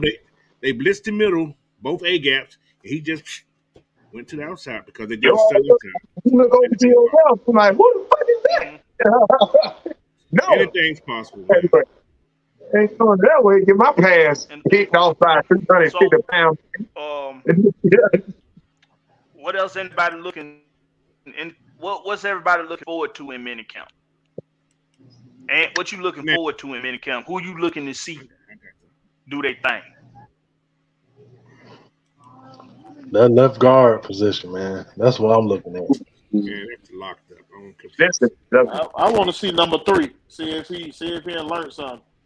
Yeah. And them New Orleans folks say, I'm about to learn you something. See if he learned something. He better learn something, or this gonna be his last year. Yeah, that he better, but you know what? In times like this, for players like him, what they say, everybody ain't got to be a superstar or even a star in a whole entire position room. It can be 2 good linebackers, and they can make this one linebacker look like the shit because they taking so much responsibility away from him and eyes away from him that when the camera do pan over to his side, there's a play to be made on his side, nobody's paying the fucking attention to that side because you got other sides to worry about. So I'm like, all right, now it just take you, that one young player, to just do this little bit of objective. It can be just tackle, just wrap up, just make the stop from a long doing run. your job. Doing your job. That's it. That's all you got to Hey, do. why y'all think Rashawn Evans ain't signed yet? He ain't gonna sign. Why not? What wrong with him? He's not. I guess he's not. Listen, if Rashad Evans was coming at this team, he would be already signed. No, I'm talking about signed. Period. This man ain't signed to nobody. Well, Because he can't cover for one. he can't cover worth a damn. Let's just keep that real. A can't lot of guys need range. Like if you notice, a lot of the players, especially with the Falcons, every last one of them have that ability with Blackbeard was just saying that they have ability to play multiple positions. Well, he doesn't have that. He doesn't have that versatility. He's a run stuffer. He's a tackler. That's all he is. Just like Michael Walker, he's there because of his versatility. You can play him inside and out. Troy the same. Caden the same. Play. All those guys got versatility. So it's not that he's a bad player. It's like the NFL has changed. You got to be able to offer your defenses more, versatility. Hey, but linebackers are always supposed to be there to cover. No, not really. No, Look that's at not Brian true. Urlacher. Look at Brian Urlacher. He How was he many No, really? people it was found Brian him out Urlacher though. there It's in a cover? different. Let me ask you. Okay, let me say something. He was a damn I freak love of Ray Lewis nature. to death. I love Ray Lewis to death. Singletary can cover. No, he could not. Oh So hell no, he couldn't. Oh hell no, Singletary covered, no, boy. no hell he couldn't. Ray Singletary was Lewis, he. listen, Ray Lewis You wasn't that stop great in that recovery cat. now. Ray You Lewis, stop the cat. you know what Ray Lewis, he considered a decent cover. He wasn't a good cover. He wasn't that great either. However, Ray Lewis had great instincts. He knew where to play the football. Yeah. That's why he looked like he was easier. Yeah. He had So good he instinct. wasn't a great Before cover. it happened, he knew what was gonna happen. Yeah, he knew what was going to happen. So that's why It's, Ray Lewis became such a great linebacker because because he knew it's what right was here. happening. And I don't think Rashad Evans had that.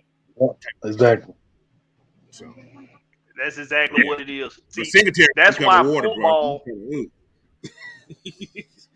That's what set footballers away from other sports. In soccer, I'm gonna say soccer too. In soccer, when you got just the instincts to make plays, you don't have to be great at doing it. But as long as you know how to be smart in situational moments.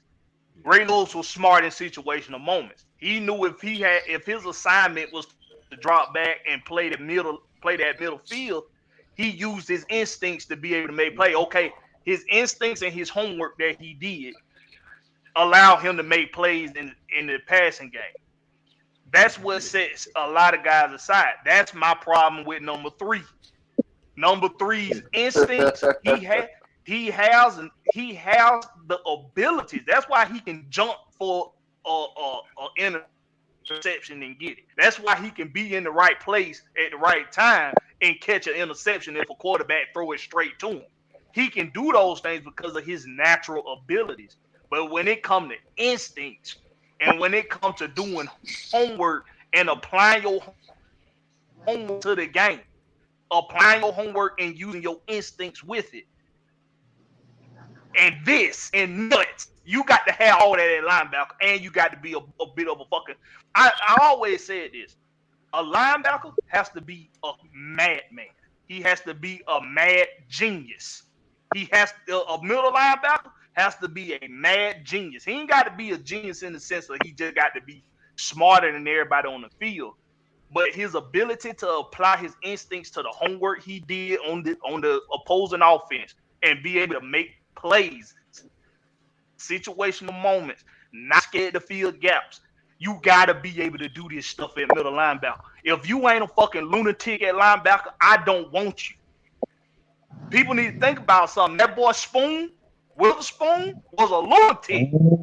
Man, Sean Witherspoon was batshit crazy. Say that. He just couldn't stay healthy. That's what gave him the edge.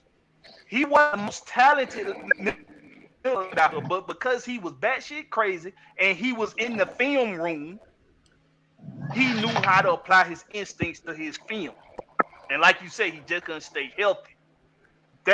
So listen, a lot of what goes into football comes from here and here. A lot of times you can have all the heart in the damn world, but because you ain't got the brains, you be looking lost. Like, yo, you might fall into some plays where you knock the stuffing out of somebody. That's why they always say 90% mental and 10% physical. And 10% physical because it's upstairs. It especially at linebacker. It's upstairs, especially at linebacker. So, he might be lacking, Rashawn Evans. He just might be lacking because he got experience, so he done seen all kind of sorts of offenses. So it ain't like he ain't seen a lot of offenses. He has those kinds of instincts, but when it comes to him being versatile, he just ain't got that. He's not versatile. Hey, the fact that they ain't signed another linebacker make me believe that they believe in Etheridge. Yes. That make me think that they got a lot of belief in him. Listen. And the other one, number what the down one? Talking about Landman, the 45. Landman. Listen, y'all. Talk to him, coach. I've been doing okay. 1, 2, 3. Those gonna be your linebackers gonna play. Those three that's gonna be your main linebackers. So I'm looking at Caden. Listen, Caden, Troy, and Walker. Yeah. Now we need special team people. Yep. All right. They're not gonna let Mike Jones Jr. go in this first. What's called? He may make the team. I hate to say special teams for sure. But they have signed Tay Davis, who's the special team guru, and Antoine Smith. I'm sorry, Andre Smith. Both those guys are special team guys. They didn't just bring him in for nothing. All right.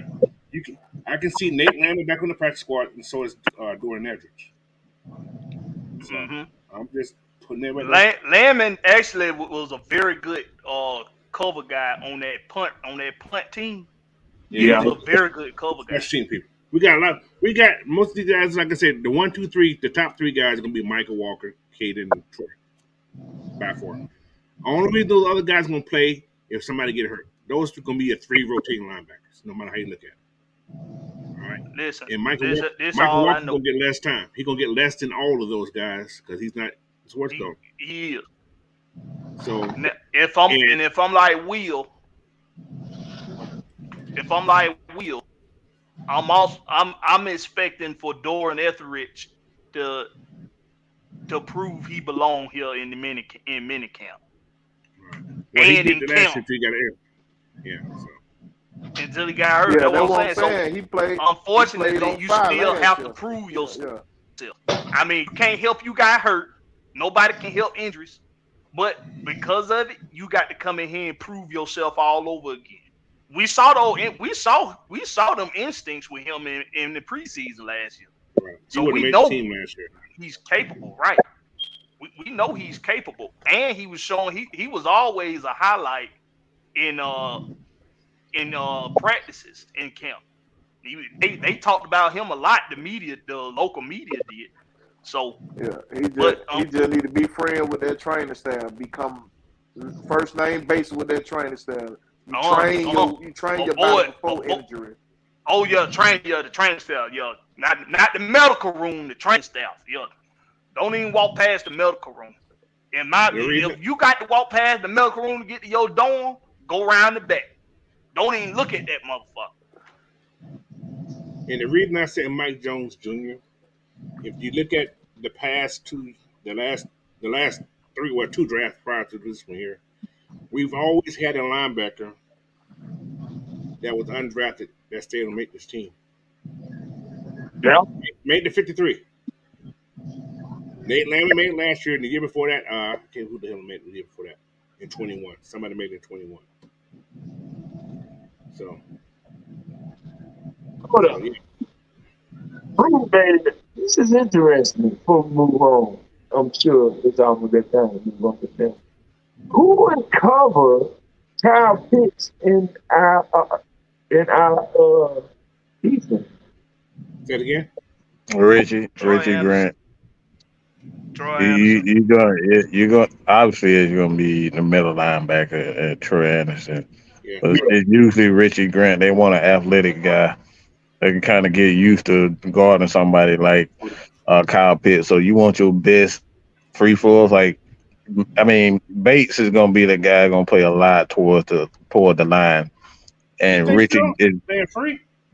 Yeah, they're going to rotate both those guys. But they want him. They want him. I like when you look at Richie Grant and his skill set is more catered to being a Roman and like he's a ball guy. It's like his thing last year, he just couldn't.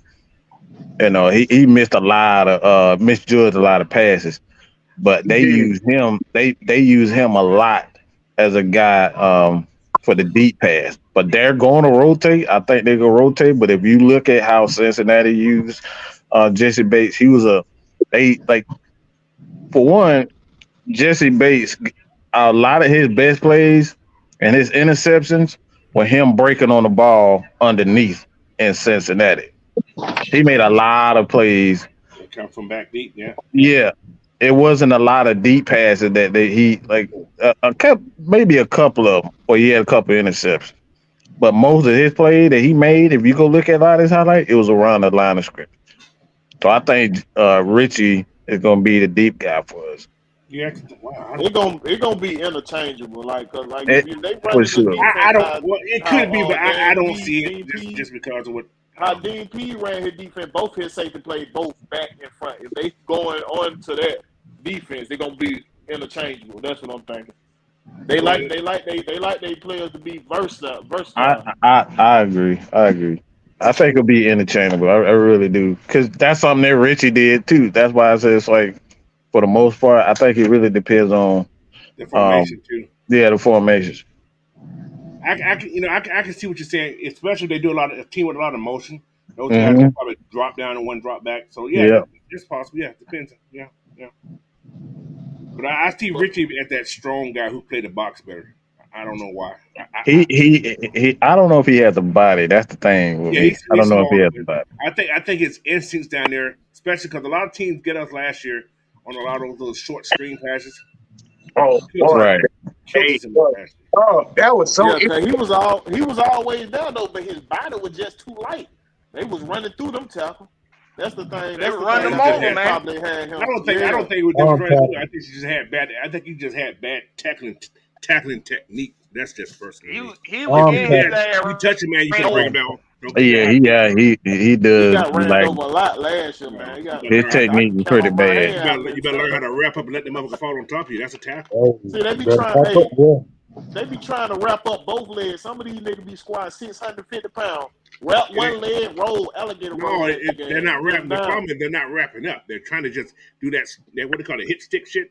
No, you better wrap that son of a bitch up and It, take his body with you. yeah, Hey, they better use a that lot of a lot Seattle stuff. How they of That's the tackle. best tackling in the world, bro. I tell you, best They tackling in the brought world. that Go for them yeah. ankles. They brought that rugby Hey, tackling over here. That go, rugby go for tackling. them.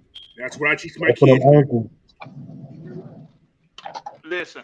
A lot of these guys do not do form tackling anymore. They took Exactly. Go, form tackling and made it ancient. They made form tackling ancient. You gonna get your most productive tackling shooting from the hips, coming up to the breastplate. A lot of people think you got the tackle in the breastplate to make a tackle. That's not what that means. That means your target should be the breastplate. That should be your target. Square in the breastplate, shooting from the hips. That means you got to get low. These guys trying to. This is part of my problem with today's players on defense. You don't have to run into every damn tackle full speed ahead. You ain't got to be a freight train going into no damn tackle every time you go to make a tackle. A lot of times, a form tackle at regular speed, at steady speed, will get the job done. Even for a guy that's coming at you like a freight train. Form tackle, don't the lowest man wins in football, y'all. man, win. That's why these yep. Yeah, dudes getting All their ass day blowed long. up. This why they Everybody get going blowed hot. up now. Everybody want to tackle uphill. Everybody standing up when they tackle. You instead of shooting from their hips, they shooting with their core. That's a mistake. That's why you get your ass blowed up in Let me football tell you today. what my coach used to tell me. But look through the thighs, drive for 5, and roll that motherfucker. That's how you wrap up. Roll that motherfucker What's up. up with your lock? The lockness is in the chat, y'all. What's up with your The lock? lockdown. That's our lockdown corner right there. That's our lockdown corner right there in the chat right now. But as far as defense go now, we done talked about the secondary, we done talked about the linebacker group, but I'm telling y'all right now, these guys finna look like superstars. They about to look like superstars. Even number 3, if he ain't playing with some little bitty nuts, even he will look like a superstar. That Because man that Bradbury, hand his nuts this all season, man. Hey, hey, Blackberry, no more fairy dust. no more fairy dust, no more of that soft serve shit, as Warren would say. Listen, Eddie Go, David, and for those y'all that were asking in the chat if Eddie Goldman even show up, listen. Okay, first of all, ain't nobody gonna agree to come out of retirement Ain't nobody gonna agree to do that if they don't plan on playing. We already done told y'all the scheme behind that. The man had to get healthy. They let him get healthy without putting any more stress on his body. He done had a whole 2 seasons off. And he still Eddie going up like 28 years old. So just because y'all don't see somebody in the media, just because y'all don't see them talking to reporters, y'all don't hear nothing about them being at practice and none of that, don't mean he ain't gonna listen. This shit right here is chess. This shit is chess right now with Terry Fontenot and Arthur Smith. They playing chess with the league right now. Eddie Goldman is a big ass chess. He's the rook. You gonna use the rook one time in the beginning. You might not use your rook again for another 20 plays, for another 20 moves. But that rook is very important. He's the rook right now. So when we talking about this front line, when we talking about these guys up in the trenches, they about to make this second level and that third level group. They finna make them look like superstars. Hey, it's gonna be a few head nods. It's gonna be a few head nods for pro between the second level and the third level. It's gonna be some head nods for Pro Bowl just because of this front line. The pressure they are going to apply in the middle. Stop thinking about the edge. The pressure that's gonna be applied up the middle. All we need is for number 3, Troy Anderson, and whoever else gonna be along with him in that middle. Just be doing your job. A lot of balls gonna come your way. Same thing for the secondary group. A lot of balls gonna come your way because quarterbacks are going to be throwing the ball desperately. They're going to be throwing the ball while being pressured. Whatever that, I'm looking for a word. Under duress. There's a lot of balls being thrown under duress. So be doing your job. This is why for me, Marshawn Lattimore is overrated. I give him the credit for being an opportunist. He was doing his job. And because of that, he was in the right place at the right time a whole lot. Because quarterbacks were throwing the ball under duress. Because that front line was getting hella pressure with the Skanks. We don't like them, but we got to call it like it is. They generated a shit ton of damn pressure. A shit ton of it. They damn sure did that.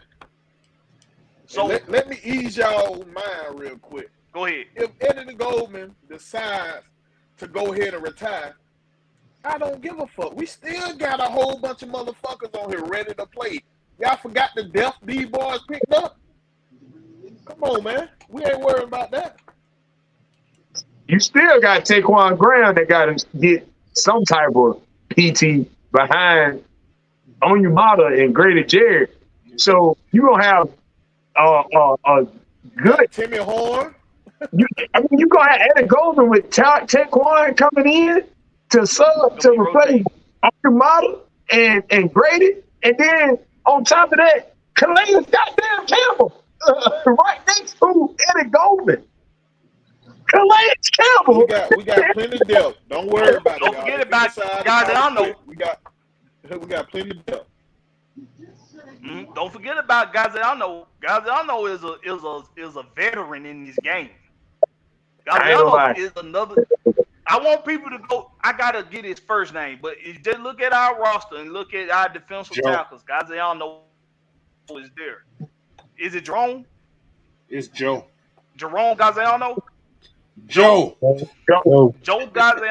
Jerome. Go look at some. Jerome in the high. That man is Italian. You ever seen an Italian Jerome? I need to find out a bit. It might be. Jerome y'all Gaziano. black. Italians are black. But that's for another discussion another day. Oh, on another platform. but go look at some Joe Gaziano tape. Jerome. He's another guy that I say specializes in line of scrimmage penetration. That's as soon as the ball is snapped, they are over the line of scrimmage. They're not getting pushed back. They're not getting stood up. That's David Onyemata. That's Grady Jarrett. That's Calais Campbell. That's Eddie Goldman. That's Joe Gaziano. They specialize. Now he don't jump off the screen to you like a Calais Campbell or somebody like that does. He ain't jumping off the screen. But when you look at his tape, I guarantee you see him doing a lot of what David Onyemata does, and that's generating pressure at the point of attack on the line of scrimmage. I didn't know Joe from Jackson 5 maybe an Italian lady, but that's not him. Hopefully he can beat this one. But This D line is gonna be these formations. This D line is gonna be so different. You're gonna be very hard to figure out what the hell they're doing because you're gonna have guys playing more than one position that you're not used to seeing. Yeah, There'll be a lot of rotation, so it's gonna be very strange. So that's why I'm just interested to look at this training camp plus some of the preseason games just to see what the hell they're trying to do. Because I'm confused. I have no idea. So I'm just waiting. Yeah, everybody is, coach. That's why I'm just waiting, man. So everybody is. They don't know what they're gonna do. But I've been looking at the Saints defense just doing stuff on that. It's like, okay, that's how they got pressure. And you can't stop everybody. I don't know how the hell Grady was getting double teamed. We still can't get pressure. I don't understand the hell. He was getting triple teamed, coach. I just can't figure that out. I'm still trying to figure that part out. So I'm like, what the hell? Still, goddamn, nobody can get pressure. I'm like, but guys, no. But then again, we got man. Listen, like I said, I look at a lot of film. We got held a lot last year, man. We wasn't getting a lot of calls, man. We was getting killed in the holding category. We wasn't getting calls for shit. So and you hold every player as a whole, but some of these holders were just obvious. Like, dude, he's right in front of you. You don't see that shit. We weren't getting calls, and we was getting calls. There wasn't supposed to be calls. Yeah, so it's we were getting called for unnecessarily. I think it's gonna be different this year because I don't know. I'm just talking. I don't know what to say. I'm just freaking. I'm a just before we start getting irritated back and bring up that of Grady Jarrett sack on the Tom Brady. Brady, speaking of which, came out and said he believes in that boy right there, that young man. You are now. That number 9.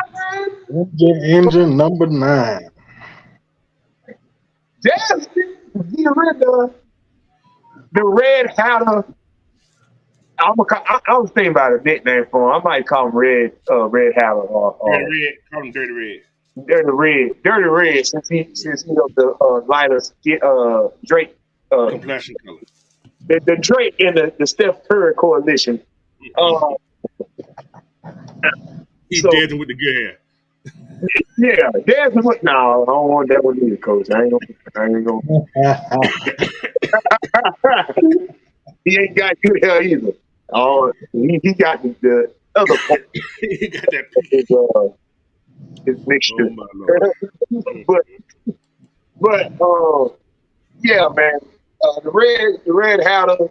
On the other, the dude. Matter of fact, Darren, what's the dude from X-Men with the cards? That split the card. Gambit.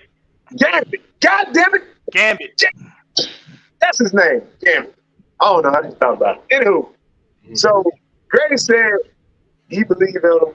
I'm asking, ever since the draft, that there has been a fluctuation of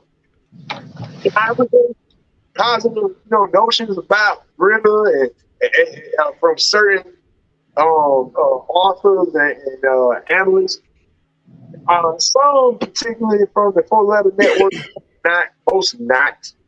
But then you have, still the steady pace of hate and Falcons rated down at the bottom, 30-29 for coach and quarterback duo. You got motherfucker from New York, quarterback duo, ranked better than Arthur Smith and Desmond Ritter. You got quarterback duo that is, what was it? Unproven. Oh, Indianapolis coach and goddamn. You talking about coach and quarterback duos? Yeah. Who the fuck has a damn? I don't know. I ain't never heard no shit like that before. Coach and quarterback duo rankings. Well, it was as far as like who you compare. Not compare, but you attach the quarterback that the coach has. In comparison to other coaches around the league, because that's their main man. Who did that? Who was doing that? What was it? I think it was CBS Sports. Not ESPN. Yeah, I I'm knew fucking it. morons. I'm fucking morons. Sports. It was last week. Nerdy ass idiots. They some fucking nerdy idiots who got beat the fuck up in high school, and then now they trying to take the shit out on football players who were jocks and shit. Them fucking nerds. Who the fuck comes up with that dumb shit? Quarterback coach duo rankings. But the fact is that who the fuck are we talking about? Like quarterback coach duo, like, man. I ain't never heard no shit like that, man. Quarterback coach duo. Man, look. It was. Which coordinator talking about? The head coach, the offensive coordinator, the head coach. The head coach. The head coach. Not the quarterback the head coach and the quarterback. So that means what the name? Brable and fucking Malik Willis are fucked up, then, ain't they? CBS come up with some bullshit. Which call really fucked up, ain't they? I know. Should I keep going? Wow. Keep going, coach. Jeez, man, there's a lot of them. Tyler Murray and whoever his coach is. I don't know who the hell this coach is anymore. Fucked up. Dennis Allen and Derek Carr. Fucked up. Oh my God. He was way ahead. He was like 20. He drafted that motherfucker. He's gonna bring him with him too.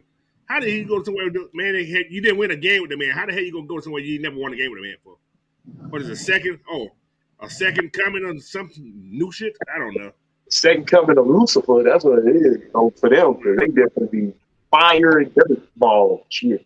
But, man, this man have coached 4 years, almost 3.5 years. They ain't got but 15 wins. Damn. Total. Head coach quarterback duo rankings. Dang, that's Ervin and Richardson. And I'm over the who the hell Indianapolis head coach? The guy that gonna take that man throwing the ball into the rafters. That's his head coach. The Raptor. Coach Raptor. Next thing they're gonna be ranking. Is shoulder pad height rankings.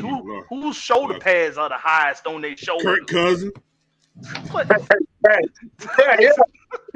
Yeah. Kirk Cousins got them old school shoulder pad. He got them.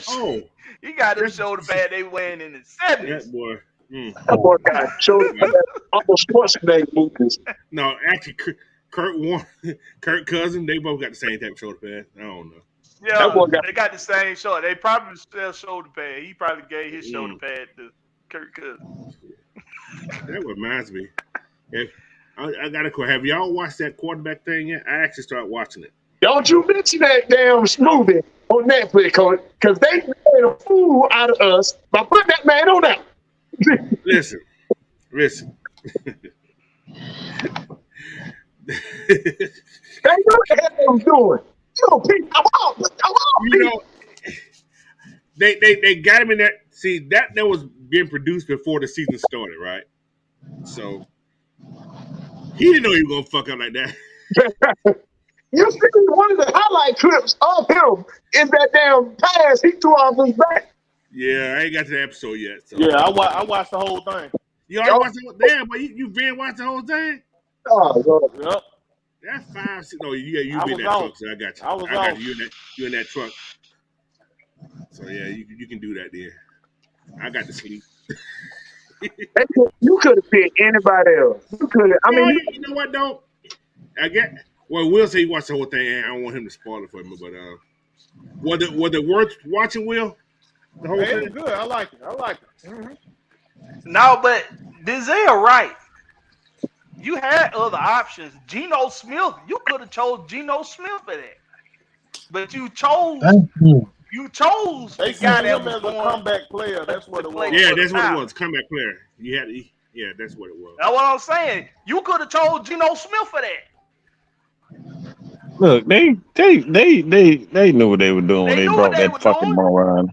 That man got a reputation of being a fucking quitter. They knew Mariota was a fucking quitter. They knew he's a fucking selfish moron. That's why they put him in there.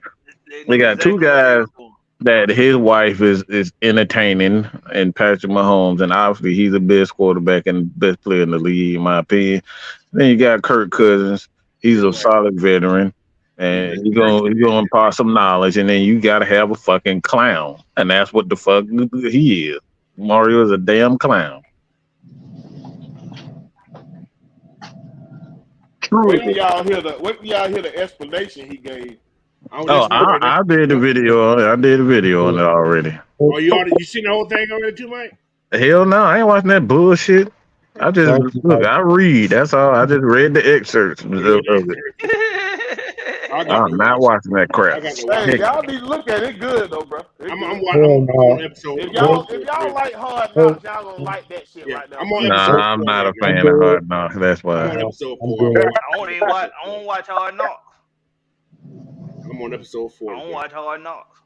Well, episode Hard Knocks this year, don't they got the Jets? Yeah. You know. Mr. Prima they gonna try to get the Jet. You know they had to get Aaron Rodgers in there. I don't think they want to get Aaron.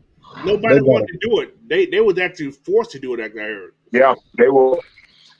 Ayahuasca team. Cause everybody who do it usually be having a losing season. They ain't finna feel shit. You gonna be like, look, you finna see me meditate for 2 hours. No, Cincinnati went to the Super Bowl the year. They did, didn't they? Yeah, Cincinnati went to the Super Bowl the year. They did. They did 2 Yeah, they years ago. did. Nobody watched you know that. something? At the last, I can remember That's the a last number, but most of episode everybody- of Hard Knocks I watched. The one last time I watched. I can remember the very last episode. Y'all want to know what episode it was? Which one? When Parade Jerry quit. The one when Parade Jerry walked in the I had a office feeling that's what it was. That's what I think I was thinking. on the first fucking day. Coach, I don't think I could do it. It said he was retiring at 19 years old. I mean, I'm exaggerating. He did 19. This motherfucker retired because he knew he was trash. That I stopped watching after that. I ain't watching now another day Hard Knocks. I was like, man, you know what? It's some bullshit. Can I call an audible real quick? I just go ahead. You know the last couple of days, I'm my bad for that. But I literally just saw a tweet that kind of was really interesting, and obviously it comes from the Falcoholic. Mm-hmm. Oh shit! So, and it goes into the Falcons and how people, not even people, our fan base, how they see Arthur Smith and they see the game. We've been saying that the game is slowly reverting back to what it once was as a run defense. Hard Knocks. It's Hard Knocks, coach. It's Hard Knocks. And this is interesting because the Falcoholics stated this, that now this is out for PFF bet. So the thing is will Desmond Ritter go over or under 2,600 yards passing? What? Just 2,600? I knew you to say that shit. They went over 26. But this is the funny. This is the funny part, though. This is why I said this. The over under is 2,600 yards passing. I'll take that bet any damn day. So this is what they stated. If you take under, you're betting Ritter being benched or Farrell Arthur Smith calling 50 runs per game. The reason why I say this is really interesting is because that's how they see Arthur Smith as an old school head coach. And they don't think running the damn ball is going to win you championship. And like I said, this is why I say our fans and the people who cover are fucking morons, because this is how we literally went to both Super Bowls. Okay, let me say that. Let me say this shit again. We literally went to both Super Bowls because we focused on running the goddamn ball. Goddamn ball. And then we got Michael Vick, and then we had Mike Vick, and obviously we had a dominant run game. But somehow it's a fucking problem when Arthur come in and revert back to what we've always done well, was run the damn ball. Now it's a fucking problem. This is why I say our fan base is the stupidest. Look, they the dumbest people in the universe. We really are the dumbest people in the fucking universe. But I got a question for y'all, everybody. Also, and they be forgetting. Did Tannehill have almost 4,000 yards passing when Arthur Smith was his coordinator? He did. Yeah. He did, Coach. If I'm not mistaken, he did, Coach. 2,000 yards rushing. He did. He did. They had a balanced offense. Offense. If you look at these teams, don't you think our team is better than we had in Tennessee? Yes. You had You had AJ Brown. AJ Brown wasn't even there yet, I think. He was there. He was there. You had him. Yeah, they dropped AJ Brown. Yeah. AJ Brown was there. You had you had Walker too. Davis. Yeah, Walker. Corey Davis there. Yep. Delanie Walker. Then they had a two-headed backfield. A lot of folks forget he threw 4,000 yards that year. Yeah, he had 38-19. 38-19. Yeah. 38-19 and 37-34. 38-19, 33-7, and then 37-21-14 under Arthur Smith. And the run game was beast. And they had like over when Matt Ryan almost had like 35 yards. I think they had like 3,500 yard rushing too. Yeah, a lot. Bro, Matt Ryan almost threw for 3,000 yards. Yeah. With no 4,000 yards. 4,000 yards. He was 60 away from 4,000. Yeah, 4,000. I'm sorry. He almost threw for 4,000 yards with no receivers. No Calvin Ridley. All he had was no running game. Shit. No running game. No run. We was 31st we was 31st in rushing. And he almost threw for 4,000 yards under Arthur Smith. He trash though. I'm so look, I like this is a good audible. This is a good audible right here that Mike just made, because it brings my attention to some things I had to address early in the show. So I heard on bring it up. Go ahead. I heard on Wolf Day 1A1 show, and I'm late to the party. I just watched the show yesterday. So I heard these Panthers fans say that everything we said last week here on the Rex Pit wasn't factual. It was just opinions, and it was emotionally driven. It wasn't facts. That's what they told us, right? That's what they said on Wolf Day 1A1 when they were talking to Mike, and they were talking to Will, and they were talking to K Styles, and I think LT had made an appearance as well. Yes, sir. This is what they said. We weren't speaking facts because they said that I said, and they thought. Now, see, they said it was K Styles that said it, but they know it wasn't K Styles. Y'all motherfuckers think I'm stupid. You know good goddamn well it wasn't K Styles. You know it was me that said it, but you want to go after K Styles. I don't sound like K Styles. I don't look like K Styles. And hold on. And I know y'all watch. I know y'all motherfuckers watch, because There go my name right there. And y'all was talking about how you didn't. You was talking about how you had watched the show last week. So I know you watched when I invited y'all motherfuckers on the show about a month ago. And you put on your cross trainers and you ran your ass down the street. So this my thing. So we talking about facts. Everything we just told y'all about this Falcon team is facts. It was a fact that y'all finished 7-10 right along with us. It's a fact that you got a brand new offense, brand new quarterback, first year quarterback, brand new head coach, brand new offensive line, brand new receivers, brand new backfield. But you trying to tell me all these motherfuckers that ain't never worked before together finna just instantly have all this goddamn chemistry with one another? Hallelujah, Jesus, thank you. That's a fucking fact. That ain't my opinion. That's a fact. And you goddamn right it's emotionally driven because I'm allergic to bullshit. And that's all that come out y'all motherfuckers' mouth. Yep. Bullshit. Straight bull. It's a fact that we all finished 7-10. It's a fact we got more players returning this year than y'all do on offense. It's a fact. It's a fact we had more rushing yards and had a better rushing game than all last season. That's a fucking fact. It's a fact we average more points a game. 15th in the league compared to your 20th, Pamper fans. Your 22nd, Skank fans. That's a fucking fact. So you telling me an offense that was 20th in the league last season got a brand new offense and y'all finna be better than that? Shut the fuck up. You stupid. You a bunch of stupid motherfuckers. Stop.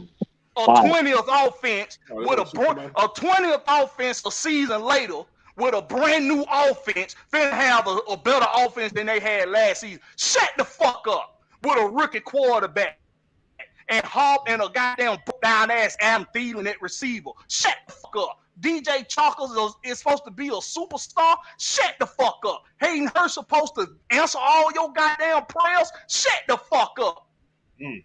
These is facts. These guys is all available because the teams they was on didn't want they sorry asses. That boy hidden. You stupid motherfuckers. Y'all heard that? But the main thing they always bring up. The main thing they always try to bring up. Our coaching staff got rings. Okay. Have y'all wonder why these motherfuckers are Who got a available? ring? They coaching staff got some Super Bowl rings. Frank Wright, he got one. But Frank Wright was on a team. Hold on, I'm sorry, Will. Frank Wright was on a team that lost 4 straight, though. I'm just saying. I was about to coach, boy. I ain't gonna talk no more. And did they forget what Frank Wright did in Indianapolis with an all-star team he had? I'm saying, did they forget about what he did with 2 future Hall of Famers down there in Indianapolis? How many quarterbacks this man done had down there in Indianapolis, bro? Come on, bro. Y'all got to make shit make sense. Make it make sense, bro. See, I ain't gonna even go at you hard like that. Blackberry already ate your ass up. You know, my thing is just transparency. It's like it's perfectly fine for everybody to be biased when it comes down to their team. It's like you just got to state when you are biased. It's like for me, I know I'm gonna be biased when it comes to Matt Ryan. You know what I'm saying? That's my dude. He's a second all-time quarterback for me. I just love him and Peyton Manning. I love everything about their game, their personality, all that. Like, them my dudes. I'm going to be biased when it comes to Steph Curry. I love Steph Curry. That's my dude, share birthday, all that shit. So I got a personal bias. And I have a personal hate for LeBron James. You going to see, you going to know when I'm being an asshole. I mean, everybody, Will, I'm sorry I got to bring this up right now. But it's like, even when it comes down to Mr. Midget Bennett, you know I can't stand that motherfucker. Look, ain't nothing. Look, I don't like nothing about them. Yeah, But you bitch, can't just be stand them. transparent, bro. Just be transparent. All they trying to, I'm just telling the truth. No, Leave damn him well you alone. just saying that shit just to be hating. Leave that man alone. Yeah, and I Fuck be that. trying to You tell know what Mike, he though? be saying that What just Mike? because he hating on him. Because the facts, the stats, and the motherfucking truth say Stetson Bennett Man, is a fuck that motherfucking motherfucker. man. They still fuck The that stats Mike motherfucker. gonna and tell it anyway. No the matter what. motherfucking truth. But you know what? Hey This is man, this. I'm I going by watched our Mike's. slogan, man. The facts, the Stetson stats, and the said truth. fuck Mike That too. man, you know what I'm saying? But you know what? I watched Mike's show. Was it yes? I think it was just. What did you? Yeah, yesterday. He was talking about the Uh-huh. fan base. I see if you watch that show yesterday, what something about the Carolina Panthers fans, what he was talking about how they support their team no matter what, unlike the Atlanta Falcons fans. We don't Right, have that. right. That's We what I don't do can that. say for them. They do support their damn Yeah. team, Uh-huh. bro. They So support the hell out of their it's one of team. those give and take type things. Sometimes they're delusional. You know what I'm saying? But being Sometimes. delusional, it shows their fandom of their team. See what I'm saying? I Unlike can us, respect that. we got people who are called themselves fans, but they would trash their team. See what I'm saying? Which is Uh-huh. freaking stupid. But one thing I would say to You can criticize that, with trash. I don't mind you criticize your team, but you don't trash your team. Hey, just like You don't think the negative of your team. You don't want That your right team to there. do bad. Coach, right, that's right. it. That's it. You think no fan should be thinking negative first. If you That's it. thinking negative first, you full of shit in my book. Like that ain't even not my book. You full of shit altogether. Man, if you really love something and love somebody and love your team, the first thing coming out your mind is if somebody fails, if the Falcons don't do this, if the Falcons lose, if this guy doesn't play, we need to blow it up. Like that's fucking negative, and you're not a fucking fan. That's why I Right. said, Drew said this shit, in the chat yesterday. It's level to fandom. Exactly. Y'all don't want to Yep. realize that there's levels to fandom. I'm not the biggest baseball fan anymore. I love to watch every game, but I can't sit there for 160 fucking games. I just can't do it no more. I'm waiting till tomorrow. Hey, I'm Mike, gonna watch I it tomorrow. can't. Hey, the much as I watch the baseball, Mike, you know I like them niggas. I don't watch 162 games. Bruh. I I go don't watch listen. that. I record and go back and watch it. I ain't gonna lie to you. I would. I Right. watch Good every one. Hey, segue but let for me you, tell you this Denzel. though, That's you good can't say segue for you. you can't say you support a motherfucker. Then every way you look around, you doubting the motherfucker. What I understand for support by playing sports, your mama is your biggest supporter. Your motherfucking goddamn, your motherfucking hype man. You feel what I'm saying? That's a supporter. They gonna hype you up, bro. Mm-hmm. They supporting what you doing. If I'm playing football, they support what I'm doing. That's support, not, oh man, we got Dan Marilla. He ain't gonna be able to do shit. But I support him because the team. That ain't supporting shit. You sideways slapping this man. You backhanding this motherfucker. Exactly. You know what I'm saying? That's all you doing, bro. Just like they got their the topic with the motherfucker Trey Lance. Come on, bro. Oh my lord, that's another story. now I never seen that. Somebody tell me. No, that's the point. You ain't seen it because it ain't Yeah, been verified by it's nobody. not true. But motherfuckers bringing this up. You know what I'm saying? But motherfucker bringing this shit up like it's been verified by somebody, bro. That's the type of shit that get me, bro. That's that That's the dude. type that get me, bro. You gonna bring Oh, something that ain't been verified by nobody. Lord, Nobody. That's telling me right now you ain't supporting this quarterback. Cause every chance you get, you jump on every goddamn rumor like it's a goddamn hard dick. Come on, Don't bro. start the damn rumor. Or they starting the damn rumors. It'll be our What? fan base, bro. It's the our thing is, fan base. why? Why would they want? Why would they want the dude? Me and I LT don't had get it. me Why? and LT got in a whole we got in a heated debate because I kept telling him it's like when it comes to the Falcons, every time everybody noticed, every time we start speaking and we turn the tide and we start speaking positive about a player, it happened to Matt Ryan time and time again. They always did Every little year. bullshit to distract us. That's why they put out that tweet of the Super Bowl because they saw Grady going on a huge campaign. We saw with Calais Campbell, everybody is rallying around this guy, and they don't want the fan base to because every time you see most of these journalists when they are hurting for views, the first thing they do is Negative. hating on Matt. They start hating on our quarterback because they know our stupid ass fan base. They are divided and always have been divided when it comes down to the quarterback. We got Matt Ryan lovers, we got Matt Ryan haters, we got Matt Ryan, Mike Vick lovers, and we got Mike Vick haters. This team has always, their fan base has always been divided when it comes down to the quarterback position. And they know it, so they gonna come out and spread some bullshit like they always do. It never freaking fails. They never highlight anything on this team except for the quarterback position. That's true. Hey man, even Mike Vick told y'all that he didn't do enough here.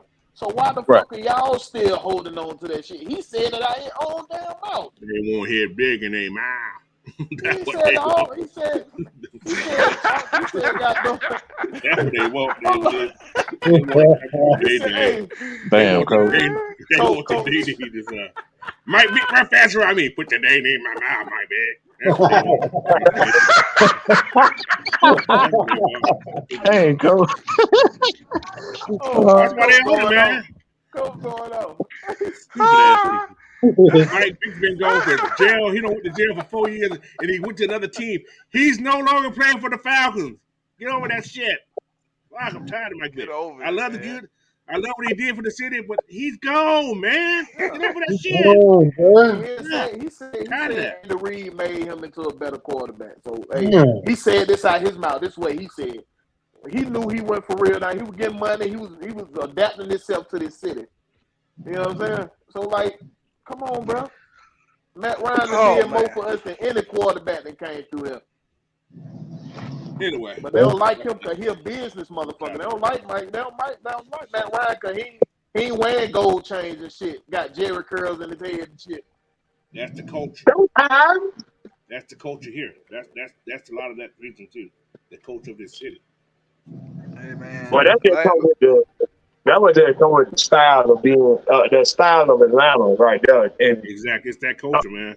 It's that culture, and it's partially, believe it or not, whether you want to believe it or not, it's the black culture. Yeah, exactly. That's it. Of Atlanta. Yeah. So you're like, I mean, it ain't really. I guess you could say Deion started it. I guess he did start it. So if Matt Ryan would have got a haircut like Patrick Mahomes, he'd probably be different, huh? Oh yeah. That man would have came in here with a mullet. They would have been all with Matt Ryan or some shit. It would have came in here looking like Vanilla Ice. They would have accepted him. Yeah, the gold around his neck and the gold. Doing the gritty. Ice, baby. Yeah, he then would have had a stung then. Yeah, exactly. They had a big ass chain like Sauce Gardner. They would have loved that shit. Yeah, exactly. He's too tall to have damn chain. Cool white boy right there. He down to earth. All the shit Check he did out for this the city. beat Y'all by the must DJ act a fool Revolver. with that man. Hey, baby. He could be in town on the 30th. He gonna be coming in looking like Mark Wahlberg. Marchy Mark. The funky bunch. All right. Oh my lord. We had Marky Mark size on in his side. But anyway. Now someone mentioned the Braves. Someone mentioned the Braves. Hold on, Dizel. Prince Babuka Bua. You working on getting your ass banned from this goddamn channel. This is your one and only warning. It only happens. You're working on getting banned. This is your Katrina one and only. I'm finna shut them up. They only started when they all ran to Atlanta from New Orleans. Say that again, Coach. That's when it really started. We're gonna blame Katrina for that. Hey, want y'all motherfucking asses over here breaking in people's shit, stealing people's shit, and we done gave y'all refuge. Stupid motherfuckers. That's when all that sweetie pie stuff happened. Y'all wanna know what? One thing Atlanta love is money. Since you want to talk about it, but we ain't gonna talk about it. We don't care what you look like. We don't care about it. You got that bread. Come on, do. Your lifestyle is your lifestyle. We don't talk about. We don't get into people's lifestyle around this motherfucker. If you want to talk about that shit, take your ass somewhere else. This is your one and a warning. Take to the Yeah, states. we ain't doing that here, bro. Like everybody here on the level playing field. If you want to come up here with that divisive ass talk, you can get the fuck up out of here. We We don't not get doing that over personal here. over here, bro. Take that shit somewhere else. To his mama. Now, one last thing before we get into the Braves stuff, Denzel. One last thing. Can y'all imagine the talk of the fan base with the Philadelphia Eagles when Nick Foles was taking them into a playoff run to a Super Mm. Bowl? Can you imagine the divide that they had as a fan base, talking amongst each other like we are right now? Yes. Can you imagine it? So They for were- those of you who want to continue to create fairy tale narratives about other quarterbacks just 2 weeks before a week and a half really before we go into training camp. For those of you all that want to do that, just imagine what the Eagles fan base, just imagine the conversations they was having before they won a Super Bowl with Nick Foles at quarterback. They got a boot stuck in their foot afterward. I guarantee that one. You ain't hear none of that talk. That talk went down quick. It went from man, look at him, look at him, to that's my Didn't he, boy. That's didn't my he boy. win the last? He won the last one. He won the AFC Championship game, right? And he won the play-in Yes, game type thing. So he won yes, like 4 games in a row. yes. So they was riding high with him. But at first, you can only imagine when Carson Wentz got hurt, it was like, oh shit, the season's done. That's what I'm talking about. Who is Probably, this guy? that's probably the best thing for them. He got hurt too, because they probably would have lost with his ass. You Yeah, see Frank Reich Carson tried Wentz to bring has him all down the there to ability. Indianapolis. He was on a hell of a roll, though. Carson Wentz got all the ability, just none of the damn brains. He's exactly what we were talking about with it being 90% mental, 10% physical. That sound like He's somebody. the prime example. That sound like somebody over in that NFC East division. Pays for Dallas. You mean Rat? You mean Rat Descott? That guy, You talking about the interception flamethrower? the guy that fucks up that Interception flamethrower, interception rocket launcher. get you down there. He'll get you down there. Then he'll find a way to fuck it up. But they're going to the Super Bowl again. Every year. Fuck it up. Can't wait for that guy to fuck it up. Hey, All right, let's go ahead and transition over to the next one. We got to talk about these Braves before we start hanging this up. Where's that finger? What is on this squad finger? historical season. Put it on Does the pressure. Braves historical season stay chopping on? I'm gonna go to my. I'm gonna let Denzel, you go ahead. Then we're gonna go to Big Ant. Then we're to the big game after this one, guys. All right. Historical season. That's it. That's all I gotta say. But guys. Ronald Acuna, if you don't see the thumbnail on this here tonight, it is Ronald Acuna chain at the MLB All-Star. Of himself. Of himself. So I say. But that boy was icy. Too small. Too small. My daughter said he's a big dude. He's big than she thought he was. Yeah. She said he's big. She thought he was because my daughter, she worked the game that day. She was doing the video, so she had a chance to go down the field in the game. She said he's bigger than That's what's up. That's what's up. What I told you. She said Alvy's a little guy. She said she's almost taller than he is. He looked. He's a little guy, but she said a lot of those guys are bigger than she thought they were. They look smaller on television, but in real life, in real person, she said they're pretty big. So, Quinn can't be no more than what, 6 foot? He's more muscles. Ronald Acuna. They said Ronald. She said he's muscles. I said okay. Okay. Yeah. Matt Olson is huge. That He's I tall. know. Matt Olson is big. He's a big ass. Yeah, That's he's a a big big boy. dude, man. He's Yeah, a, nigga like Right 6'5". he's a big boy. Yeah. Yeah. Did y'all see my boy strike out? Man, that damn Murphy's a bad man, y'all. I don't know what y'all said. That boy, that's a bad boy. Ooh, Who? Bad boy, man. Murph, man. Oh, Murphy, Sean Murphy. Yeah, Ooh. I love him at catcher, man. Man, did you see Austin Riley? That nigga had Oh. triplets played, bro. Yeah, Two Austin. All-Star. Austin defense has improved over the last couple of years, man. It's unbelievable. It's defense has improved. I haven't seen a third base play like that in a long time. I know it hasn't been the All-Star. That's that Mike Smith It's shit been a right there. long That's time. that Mike Smith shit right there. Hey, y'all know why his defense didn't improve, right? He got paid. Washington. You know who? Not just Washington. Washington. Not just Washington. You know who we got on the staff, right? Chipper Chipper Jones. Jones. Chipper. Chipper Jones, Chipper. bro. Forgot. Yeah. I forgot. Chipper more for the hitting guys, though. But I guess he He works out was anyway. good. He was pretty good in defense too. Yeah, Chipper was okay. Chipper was I'm okay. younger than I'm older than. Yeah, he was the blue Chipper. That sounds funny. For me, it's the confidence on the play. Like a lot of guys would have made that play, and they would have surprised their damn selves. They would have been like, "Boy, did you see what I just did?" But Riley was just another day, damn, in the life of me. But look, Just another day in listen, the life hold on of now. me. That was on Riley, but Olsen had to scoop that bitch out, though. Olsen had to scoop that bitch out. Yeah, that's true. That's He had to true. scoop He that thing did. out there because that thing bounced. That thing bounced. Hey, well, right them first basemen used to that. They used to scooping it out. I don't So see the boy some of got that to get rid of lazy over that there. ball.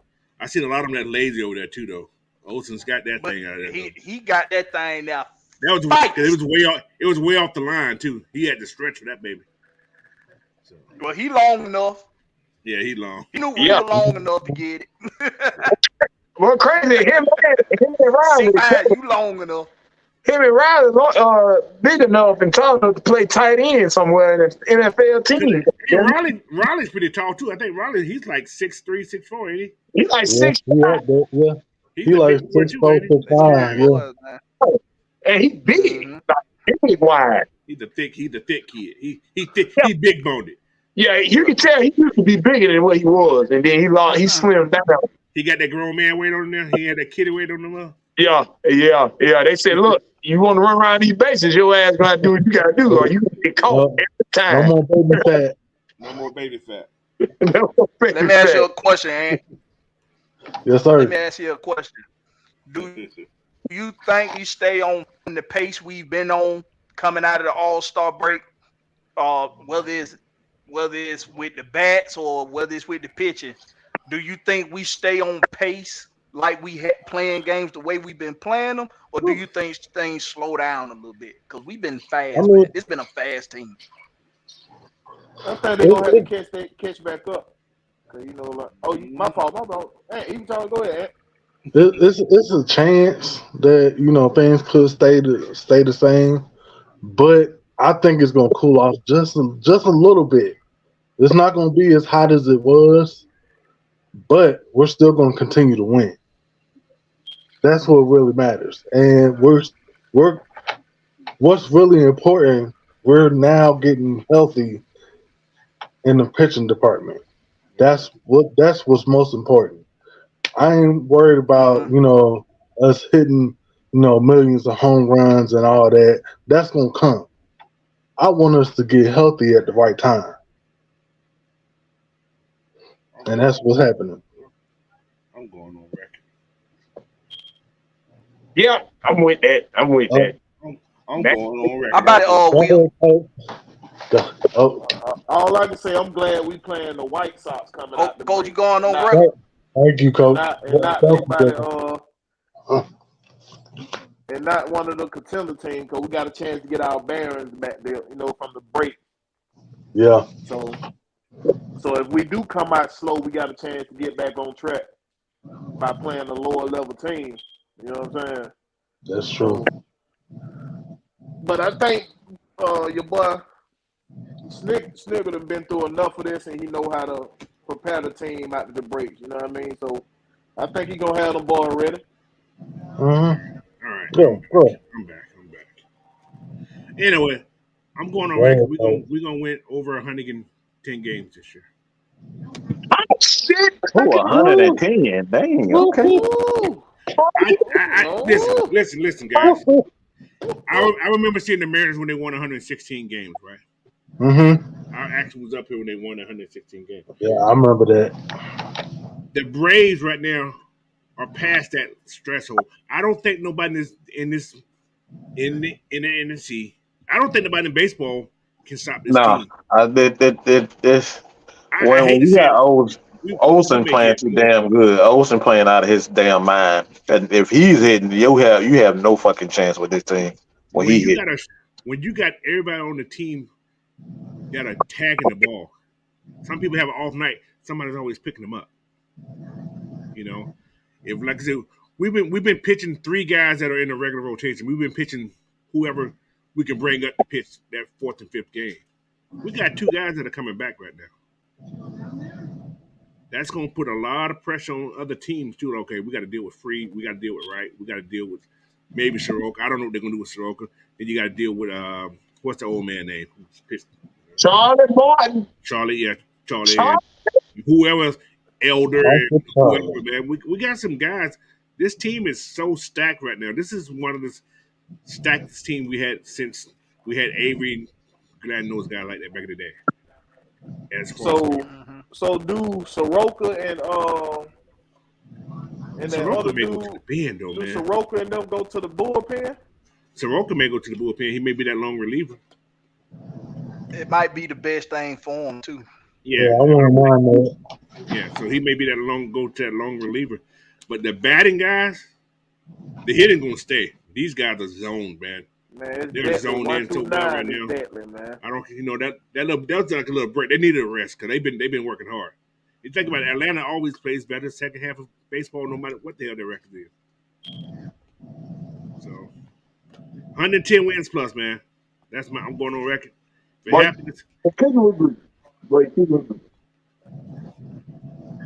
So, I like it. 110 wins plus. Keep chopping, man. Keep chopping. You know. So, Coach, wait. I'm gonna add on to that hot take with a hot Cheeto. So, not a hot Cheeto. Hot Cheeto. Give me all cheese, bad. That nigga said one hot Cheeto, bro. That won't burn your butthole so bad. Yeah. Yeah. See what I mean? I'm thinking for your intestines. I got you. Only hot chips I like with hot fries, bro. I ain't never been a fan of them hot chips. Yeah. Only thing I eat hot chips with hot fries from the candy lady. That's all I eat. Which one though? The one in the blue bag or the one in the red and yellow bag? The real Andy Camp's the only real hot fries you ever had. Andy Camp. That's what he talking about. Andy Camp. Yeah. That was the hood candidate for it. Hey, that's my mama, man. Who talking about my mama like that? Yeah. What you say about my mama? Straight from they had me around here. My house the candy. I'm the candy man around here. You roll with that, bro. Your ass don't need to have them damn candy. I don't distribute. My son do the distributing. I don't need nobody calling my goddamn phone or hit me up on Facebook. What you doing? Providing kids with candy, blackberry. You got the hot fries. I don't distribute shit. My son distributes shit, not me. He worked for a salary. Hey, Blackberry said he the new Terrence Howard. No, fuck, I ain't.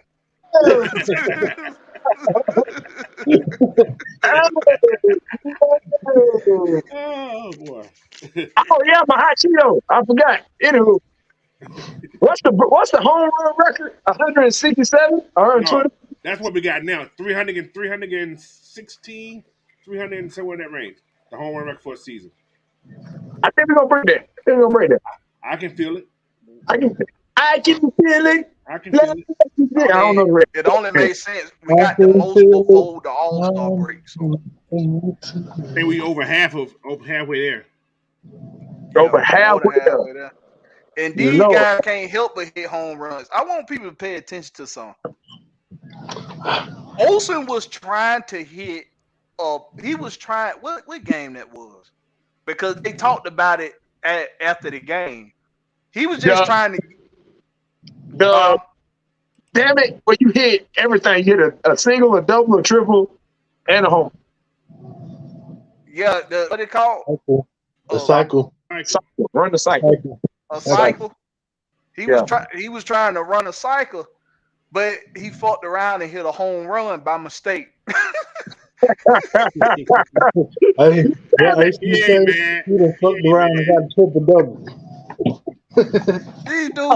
These dudes ain't even trying to hit home runs. They can't help it hit fucking home runs, bro.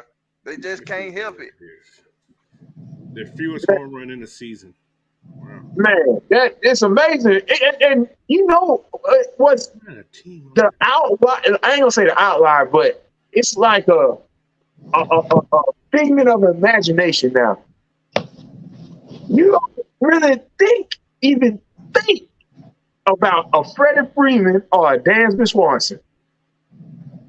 You don't even think. That have made you forget about the two players other than Austin Riley that really, and Ronald Acuna, that really put, I guess you could say, I ain't gonna say put Atlanta on the map, but in the past 10 years, you thought of Austin, you thought of Dansby Swanson and Freddie Freeman. Mm-hmm. That's who you thought of. Until Ronald Acuna came, you thought of Dansby Swanson and Freddie Freeman. Who that? Exactly. For that motherfucker. Sound like two Mike said, "Fuck the motherfucker." I said, damn. Hey, man, Freddie, my guy, man. Listen. Freddie can eat a dick for the rest of his life. I mean, the biggest damn rhino dick he can fucking find. Fucking punk. Wow, that's something. I don't believe that shit. I don't believe that shit. He gonna blame on his agent, nigga. You knew what the hell you were jealous of Ronald Acuna. You saw all the attention he would get, and you tried to pull a power move. You tried to pull a Julio, and that shit backfired. And that kind of funny. Not what happened, Mike. Hi, while they was negotiating, they signed another guy for this. He said, "Fuck you." Mm-hmm. They did. Man, Freddie got jealous, man.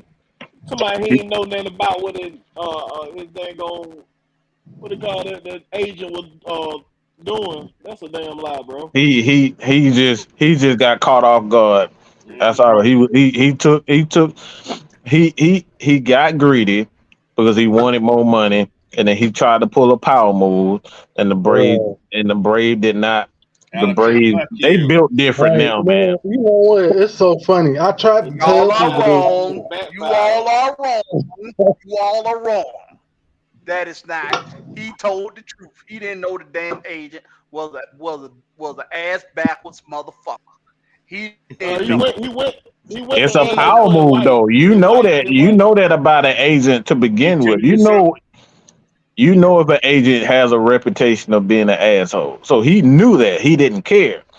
The fact that the thing is that he didn't expect it to be he didn't expect the Braves to be assholes on top of it. So he knew exactly what he was getting into. He just didn't expect the Braves to just like, damn, fuck Freddie, I thought y'all loved me. Like, but it wasn't like that. He went to LA he know it went like that. So his wife it was the agent. It was him. Modeling career going on. Hey y'all, I'm sorry. The record for home runs by the Minnesota Twins, 307. 307? 307? Yeah. 307? And what we in right now? But the National League record, just for the National League by the LA Dodgers, 2019. That's when they had the juice baseball in 2019. Just so everybody know that. Is 279. We're gonna break the National League record by for sure. Smashing it. Yeah. But that Major League record, what we like 150. 150. Yeah, we won 157, right? Yeah, 150. No, we had 167. Yeah. We had 167, so 100. Oh shit, that's in that there. Well, how many? Well, we got 2 weeks before we into August. Yeah. Oh, we got plenty of Shit, time. they might hit 50 home runs. They might hit 50 home runs before the end of July. That's what I'm saying. Plenty of time. Too small, man. Too I small. still love Freddie though. I still love him though. He's still I my love dude. Freddie. Don't tell him to eat a dick again, Mike. I mean, That wasn't nice. That's what. Well, All right, he can suckle on it. He can suckle on it. He ain't got to eat it. They do that to Mike Vick already. They still do that to Mike Vick.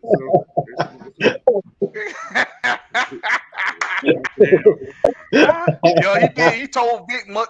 I don't know how you can get worse than eating a dick, but he did tell Vic he could do much worse. Man, like, yeah, you're right. He said,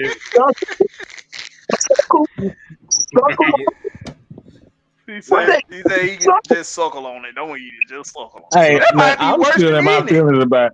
You said Hey, he still look that video of him catching that last out is still on my Twitter. I have not that's pinned to my account. So I love Freddie, but I'm still in my feelings about that. I ain't even gonna lie to you.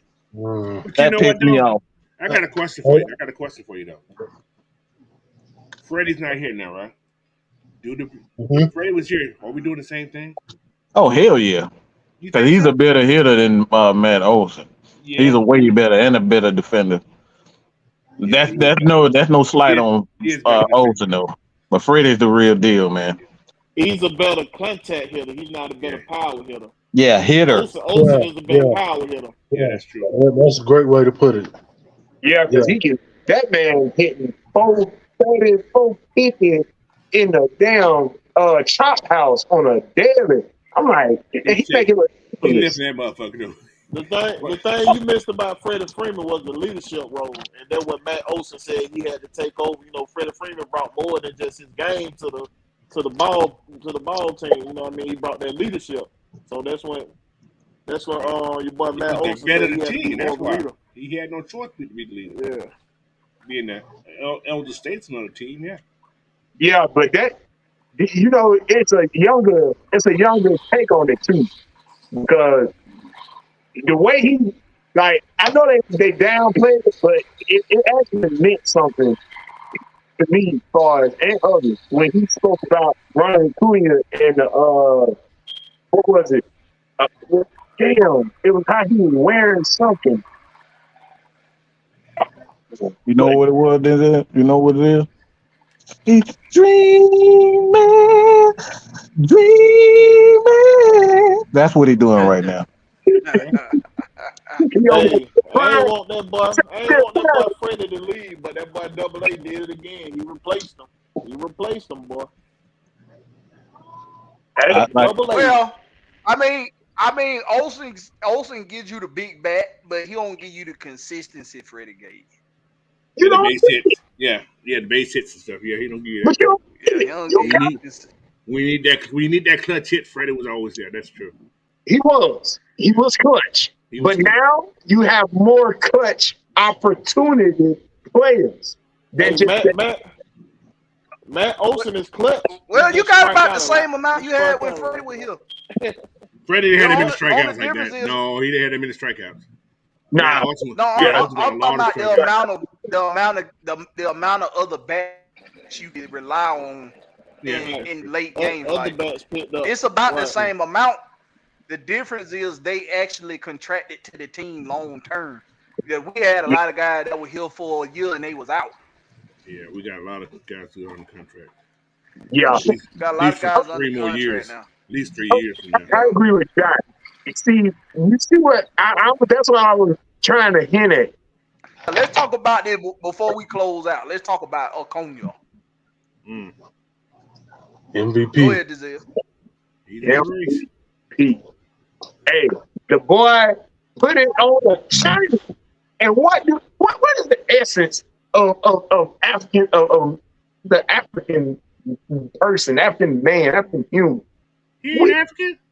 We're not gonna get into this, but he black, ain't he?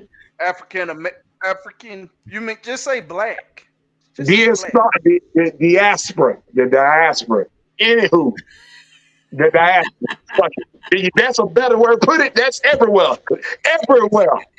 Lord help this child. Oh my lord! Just say Denzel, you need essence of a help, bro. black He's man. a You dark, need help, bro. he's You a need dark help. skinned brother. The He's a diaspora. dark skinned I don't care. He just talk a different language. As far as I'm concerned, he Just look. say the essence of a black man. Just say it. My God. He's still around. You can give or take. Go ahead. Anywho. Oh my lord! Somebody lay some hand on the child. Hey, look. Oh, The ball put on the chain. Cause we like to floss. Some of us shouldn't do it as much. True. We have gotten caught up in that in the past. But the boy said too small, man. Y'all too small. The whole league too small. I'm big. I'm big dog now. And so, who said it? King Quest 710. The incident I was talking about with Freddie when he said something about how Acuna was wearing his hat, and that's not how you're supposed to wear, like, come dressed to the game, blah, blah, blah, blah. That was a taste of Bobby Cox. yeah, basically. So you have to adapt to change to the time, and it's a younger league now, and it shows. You have to let the youth express themselves, especially when they put their talents day in and day out on the field. And he shows, I'm the best one in this motherfucker. Even when Freddie was here, I'm the best one in this. So now, Freddie gone, Dansby gone, now ain't no other blind spot here. I'm the best one in this motherfucker. Ronald Acuna, number 13 MVP, you're too small.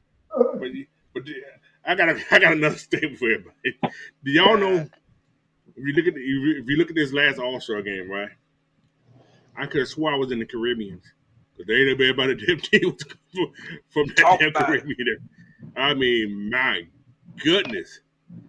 Everybody on the team was last name was Cavarez, or some kind of Rez, Acuna, something that's not Ramirez and yeah. Well, I'm gonna tell you something about. Oh, go ahead. I said these brothers, man. Well, that's what they play. They love baseball down anyway. So yeah. But have you ever noticed the Braves have so many guys from the Caribbean on the team at one time? We got a lot, man. This is way more than what we used to have. Especially during the Bobby Cox era. Mm-hmm. But the only thing good about it, Nick probably coached half of those kids that he brought up with him. Sure did. Exactly. Mm-hmm. So Smith's like, okay, shit, I want him up here. I don't care what you say. Smith got a hell of an eye for talent. He got a hell of an eye for talent, man. People may not like his decision, but his decision wins games. You know what, Coach? Yeah, I hate this. Baseball's a different breed, man. You can win every game in baseball unless you just cheating. Houston, in a way. Let me stop. It's a fact. It's a fact. But like I said, there's some decisions like, damn, what you do that for? But that's why he gets paid, man. I hate to say it, he gets paid to do that, make those decisions, good or bad. It's his job to make those decisions. And like I said, being a fan, you gotta live with it sometimes. You ain't got to like it, but you got to live with it. So that's all I got to say on that. But I like Snick, though. I do like Snick. Before I go, I'm gonna go around and anybody got something else they want to stay on the Braves. I got one last thing I want to talk about on Ronald Acuna. Mike, you got something you want to add to this second half of the season that's coming up for the Braves? Chances are they won't, live up to that level of play before hitting the All-Star game, All-Star break. But I do expect, I expect Ozzy to really showcase his leadership too, because he's been one of those guys that's been a glue guy as far as like getting the Hispanic guys, and being the leader as far as the Hispanic guys. Like I think a lot of people not really giving him a lot of credit for his leadership roles. Like he keep it fun. It's easy for a lot of Hispanic guys to kind of lose themselves on teams just in the league because you don't have a lot of Hispanic people on the main roster. So I think Ozzy is doing a damn good job of keeping it fun, keeping it loose, and just showcase his leadership skills too. So it's like I'm looking for Ozzy to like continue to do what he does as a leader and just help this team stay loose. I think that's one of the things you look at about this team. Uh, and I think Freddie kind of learned to tap because Freddie is a perfectionist, and he kind of admitted that he was a little bit too much of a stickler, if you will. And it's like if these guys are having fun, if they can continue to come out have fun during the games, man, I don't think there's a team alive that like could win 2 games on the Braves in the playoffs. I think these guys are just too deep. I have never seen anything like I've just never seen anything like this. I remember watching the Boston Red Sox with Manny Ramirez and those guys, and then I remember seeing the Seattle Mariners. I remember them with A-Rod, Griffey Jr. Like I remember them, and then that's I was really a fan growing up. I was a fan of that Mariners team growing up. I can't lie. Oh, uh huh. Yeah. I've never seen I was anything a like King Griffith Jr. I was a King Griffith guy. man. Yeah. King Griffey and Chipper Jones. ESPN baseball, boy. Who that bucket How about it, Will? Hey, You got something Hey, you I'm want to sorry. talk about I'm this sorry. second I'm half? sorry, Bad Bear. Can I say one more thing, real quick? One more thing. Really quick. Go ahead, go. By the way, guys, Liberty Media has, as of this week, I think, no longer going to be in control of baseball operations. So that means that probably some money can get spent now. So Oh boy. just let y'all know that. So Who in control then? I don't know, but it ain't gonna be Liberty Media because they the tight wads. So. Oh, thank And as well, we got 60 wins already, y'all. Just to let you know that. I don't know if you know that already. 60 wins. So, I'm finished. God. Go ahead, Big Will. I'm sorry. I ain't got nothing to say, man. We ain't said everything on. Hey, That's why I like Will. Will like, if I got to explain this shit any further to you stupid motherfuckers, then you must really have some wax in your ears or something. I like Will, but that's my nigga. What about it, Ant? That's my nigga right there. Y'all country ass nigga. Y'all know that. Yeah, Hey, fuck you, Mike. That's what they say to us every damn day. We ain't no cult no more. We just got Hey, we make our biscuits the same way you do in Summer Hill. The same way you make your biscuits in Summer Hill, we make ours the Hey same man, way. hey, Summer Hill in the house, bro. That's where your boy man Mike was born, Summer Hill, bro. Oh, you know that dude, right? Let me stop. Oh man. Let me stop, Mike. I believe you, Lord. We not, dude. I'm not playing your game. There's a lot of people white over there. You know Sue Ellen. Sue Ellen, she lives in Summer Hill. I know Sue Ellen. Oh, I know Nicole. She lives in Summer Hill. You know Nicole. Yeah. Oh, god damn. She had real two eyes. Anyway, let's go, Blackberry. This is what we mean when we say coach ain't shit. This is what we mean. I ain't doing that. I'm just saying what I heard. what you heard? We done broke coach out the box. I'm always been the way. I just get used to y'all.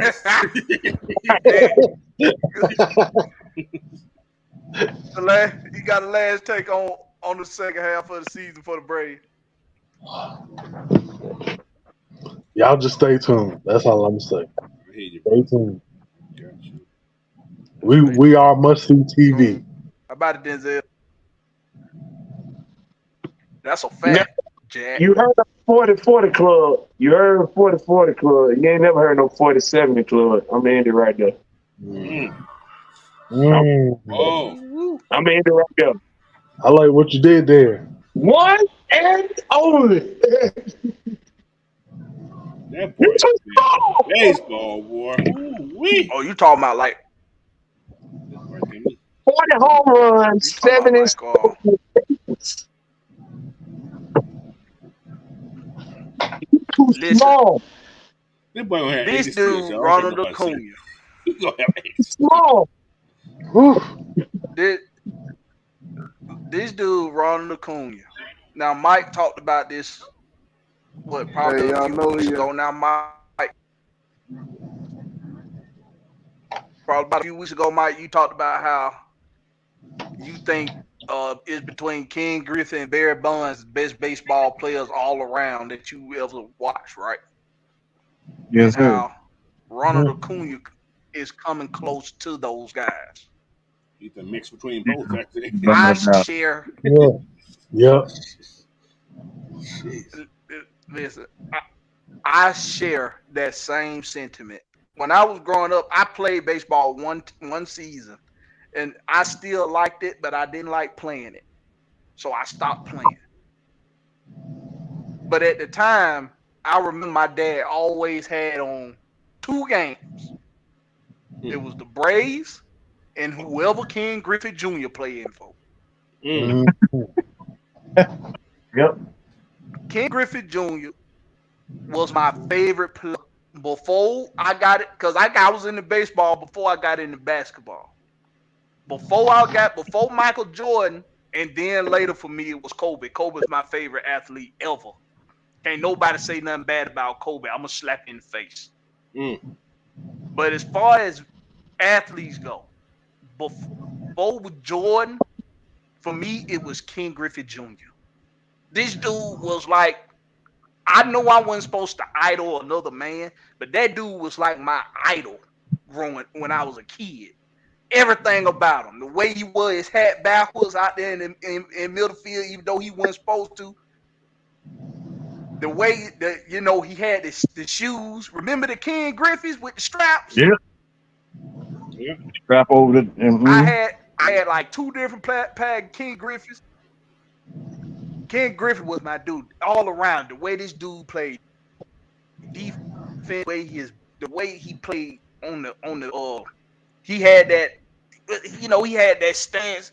He was the one guy had that stance where he used to rock. You shake the bat a little bit and he stood straight up and rocked with it. Had the one leg in the back, one leg in the front. I was like, man, this dude is a fucking stud.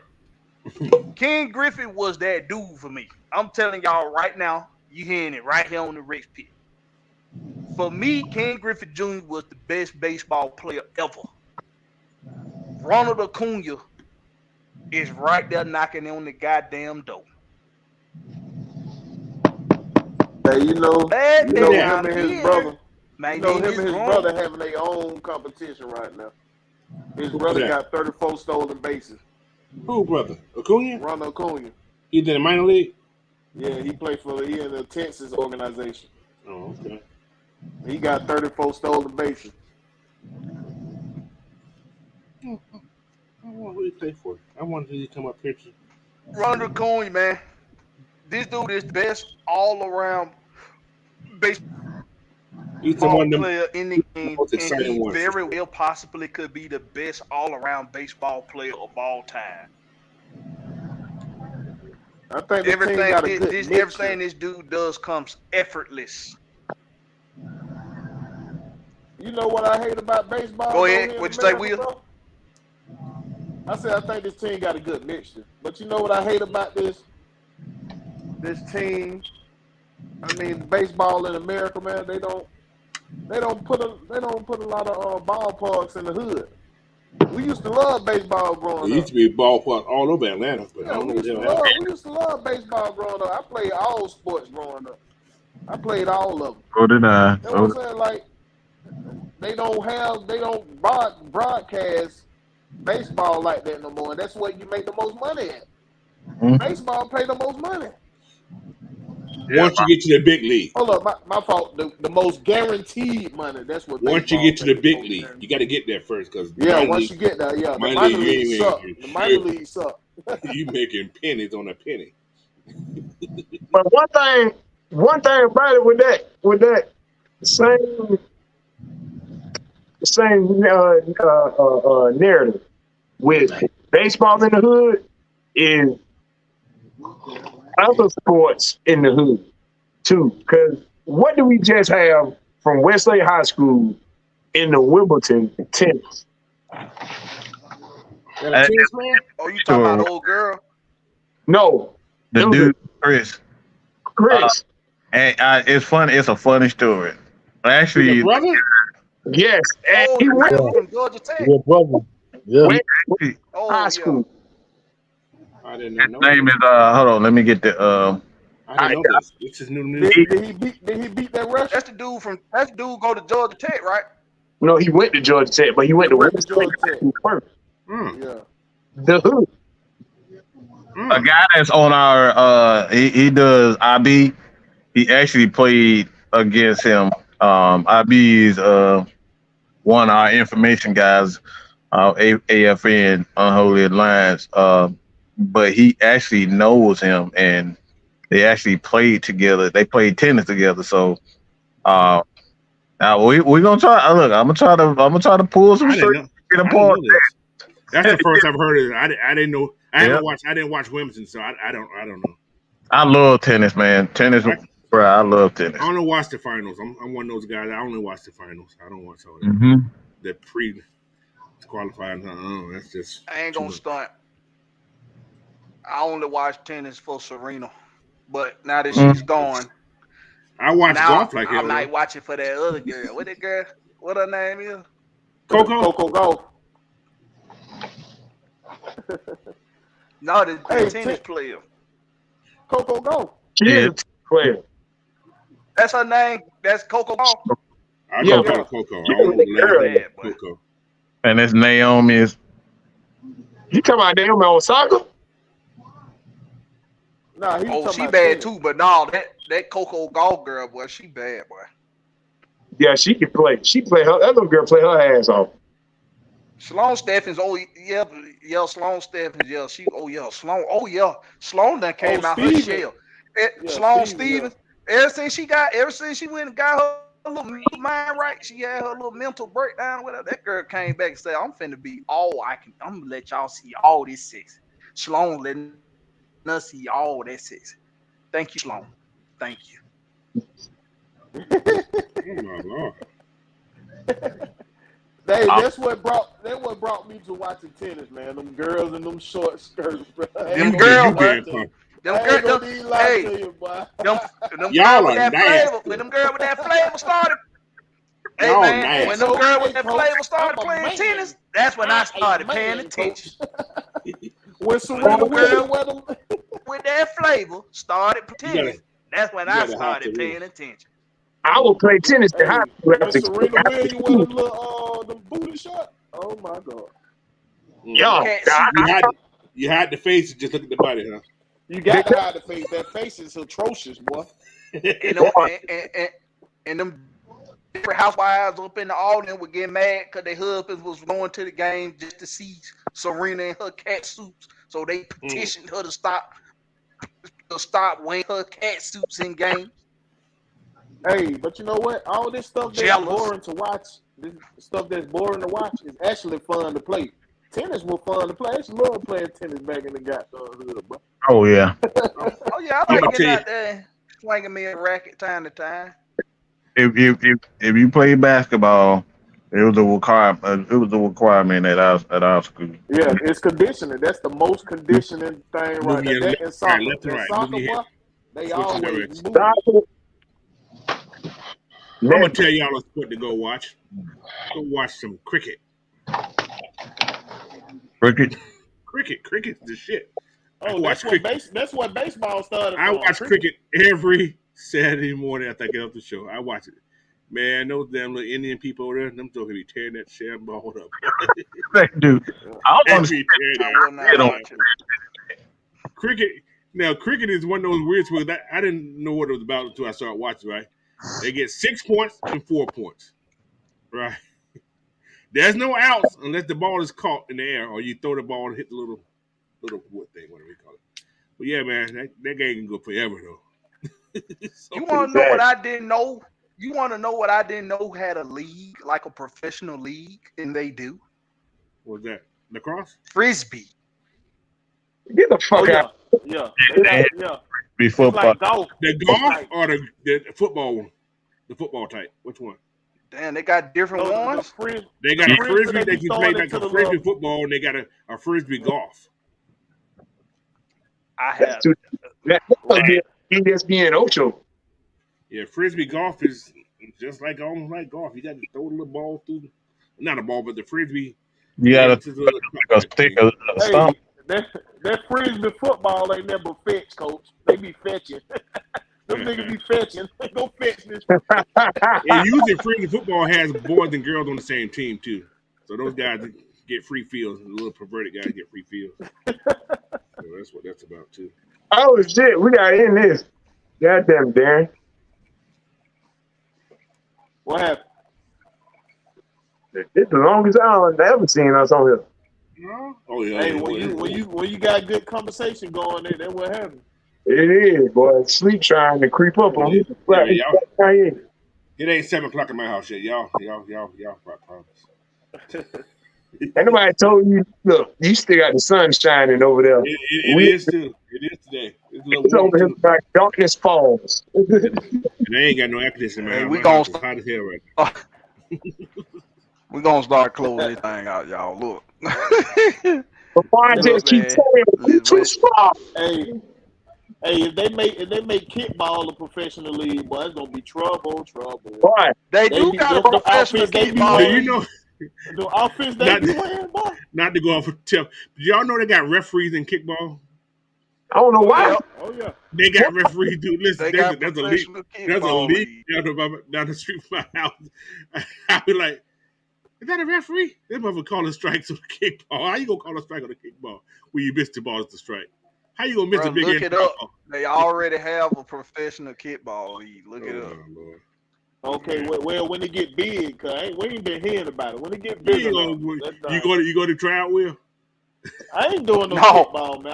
I love to play the kickball now. I ain't gonna try out. I be the coach. I help them when they catch a cramp or something. When they catch a cramp, help the girl get a cramp out, you know. Dodgeball would be one. Just like the movie. Dodgeball is crazy. It ain't like the old school dodgeball. They have more than one ball to throw at your ass. See, facts. The old school dodgeball, you had that one ball, you had to dodge that. But what's called, they had like 10 balls. You got to go in the middle to get the 10 balls. You got to throw that ball. You catch it, you good. But you get hit that ball and they bounce off you out. I think they get like, I think they want to do like 6 balls and like 6 people on each team or something like that. Yeah. I think that's what it is. Yeah. First 1, 2 will get it, and you just back up and you just hit the head busting. Come up your nose. We going straight for the nose. That dodgeball disrespectful. Them niggas be throwing curveball, that uppercut you and everything. Nah, bro. I'll be fighting out there, bro. Them boys be. Boy, hey, you go to a sky zone.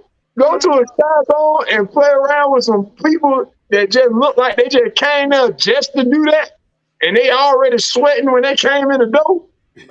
It's finna be a problem. You finna fight. Them folks be curving the ball, bro. I'm talking about going around a whole human being, man. They ain't doing no dodgeball. Them motherfuckers be making the bullet spin, making the ball spin. Like, what? Hey, listen. I ain't finna be part of no professional dodgeball league. Cause I'm with Will. You might get shot in the parking lot. Exactly. That damn ball. Exactly. Don't make my eyes water up. You hit them face. I can't even wait. Don't make my eyes water. I can't even wait till Don't even make my eyes water. My eyes water. We got a problem there. I mean, don't piss off. I'm too competitive, man. I ain't playing no dodgeball. I'm too competitive. You hit me with a damn dodgeball so hard and put me out, and everybody laughing and pointing. I'm just like, bro, I'm going to the car. I'm going to the trunk on your ass, bro. But anyway, we gotta close this thing out, man. Go ahead and give them your last respects, Will. Oh my I lord! ain't got nothing. I was just adding on what y'all saying, bro. I ain't got nothing. But yo, I'll just say, give them your close yourself. Hey man, Will the Georgia Reaper, man. You find me on YouTube at that slogan right there. Man, anything AFN got going on, your boy gonna be there, man, for sure. Oh boy! All right, how about it, Denzel? Get it to him. Let me find it. Oh, there you go. Is that Chrisette in the background? That's my baby. Swinging on my treadmill. Oh, Get off of there. I see something moving too. I'm like, what the hell that been? I didn't know what it was. Fuck you. I'm like, somebody walking behind you, but you got a little ghost back there. Boy, I'm turning to Michael Jackson. Got a monkey named Pebbles. But more goddamn city is going on over there. I pray for you from a distance. Snacks. I don't normally mention this, but it's my little vending machine side gig. For companies that may, if you got any openings, vacant spot in your establishment, I will be gladly to serve. Other than that, Seek True You is the IG name. Seek True You as well. Find me on the new threads. Thank you. I gotta check that out because everybody talk about threads. It's connected to your IG. Oh, yeah. Okay, I didn't know. Anyway. It's basically the same as Twitter. Go ahead. It's basically a backup Twitter. It's Twitter. Hey man, YouTube, Twitter, Instagram, Coach Unchained. Find me there. Even on my email, you can go to Hotmail or Yahoo. Coach Unchained. Find me there. I'm easy to find. Just Coach Unchained. You'll find me there. I'm there. I'll be there. And also, we'll see you guys next Saturday? Next Saturday, man. Don't forget the party, man. Be there. July 22nd. Yes, that's right. Show up. It's gonna be a movie. It's gonna be entertaining. I promise you that. Go on Eventbrite and look up Atlanta Falcons Nation Red and Black event. You can also find it on Mad Mike's page. I'm pretty sure he got it on there somewhere. If you go on Facebook, go to Atlanta Falcons Nation page on Facebook, you'll find it there. Or you can just be the smartest you can be and go on Eventbrite. Go on Eventbrite and look up Atlanta Falcons Nation Red and Black event on July 22nd. Ticket prices are going to a charity, I believe. You remember the charity, Coach? Yeah, it's gonna be for students, unprivileged students for school supply and stuff. So that's what it's going to, man. Yeah, so it's for a good cause. It's for a good cause, and we want to enjoy each other and celebrate with one another. People, before the season starts, it's just $10. You gonna drink and you gonna eat. Well, you can't even go to a damn Happy Meal spot to get that. You can't even get a Happy Meal for $10 these days. Hell no. Nope. So you better pay that $10 to get that ticket, man. Some will say. Oh, I just wanted to say that. I've been on that black ice all week long. I'm sorry. That's all. That's one of the most underrated songs.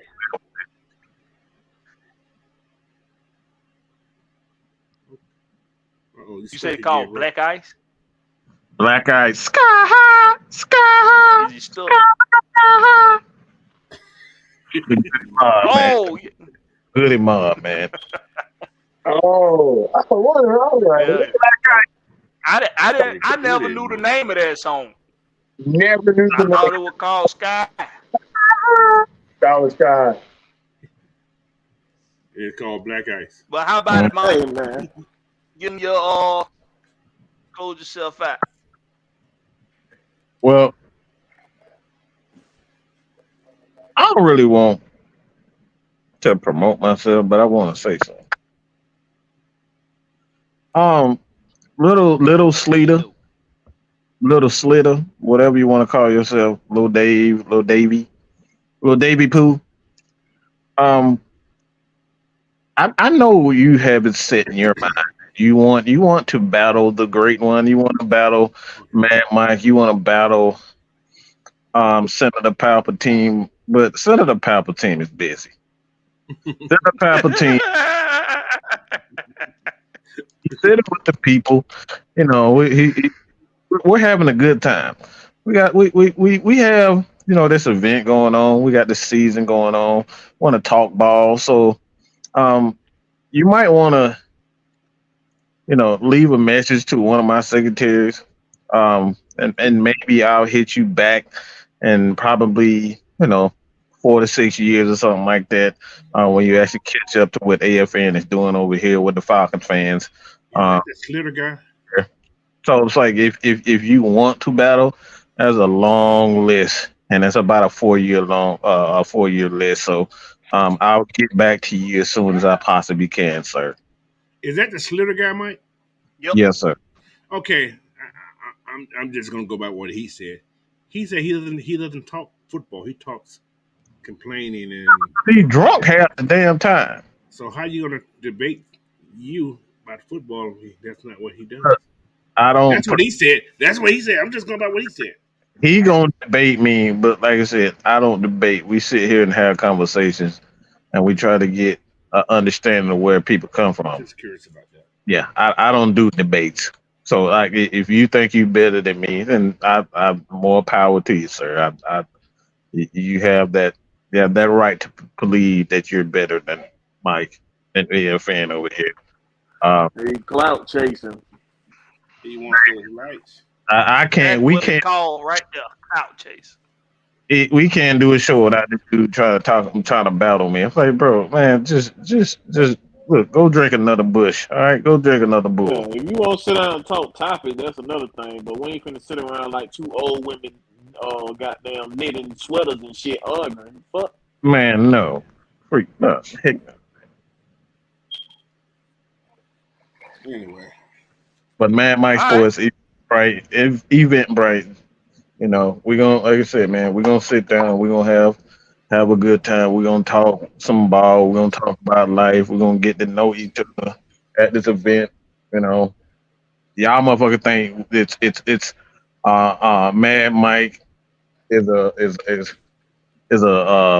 a show, but a lot of y'all that really don't know how it really gets down behind the scenes. I'm just as energetic. I'm pretty much the exact same player on and off, and pretty much everybody here too. So it's like you're gonna get to really know who we are at this event, man. We want to really get to know who you guys are, and not just words and names and nicknames and things. We want to get to know the people who support us, and that's why this event is very important. So if you are in the Atlanta area around this time, hit us up, and we're gonna talk some ball and talk life, man. And the following week, training camp starts. So you guys probably. Hey man, we're gonna have some. Nah. What you gonna say, Will? Nah.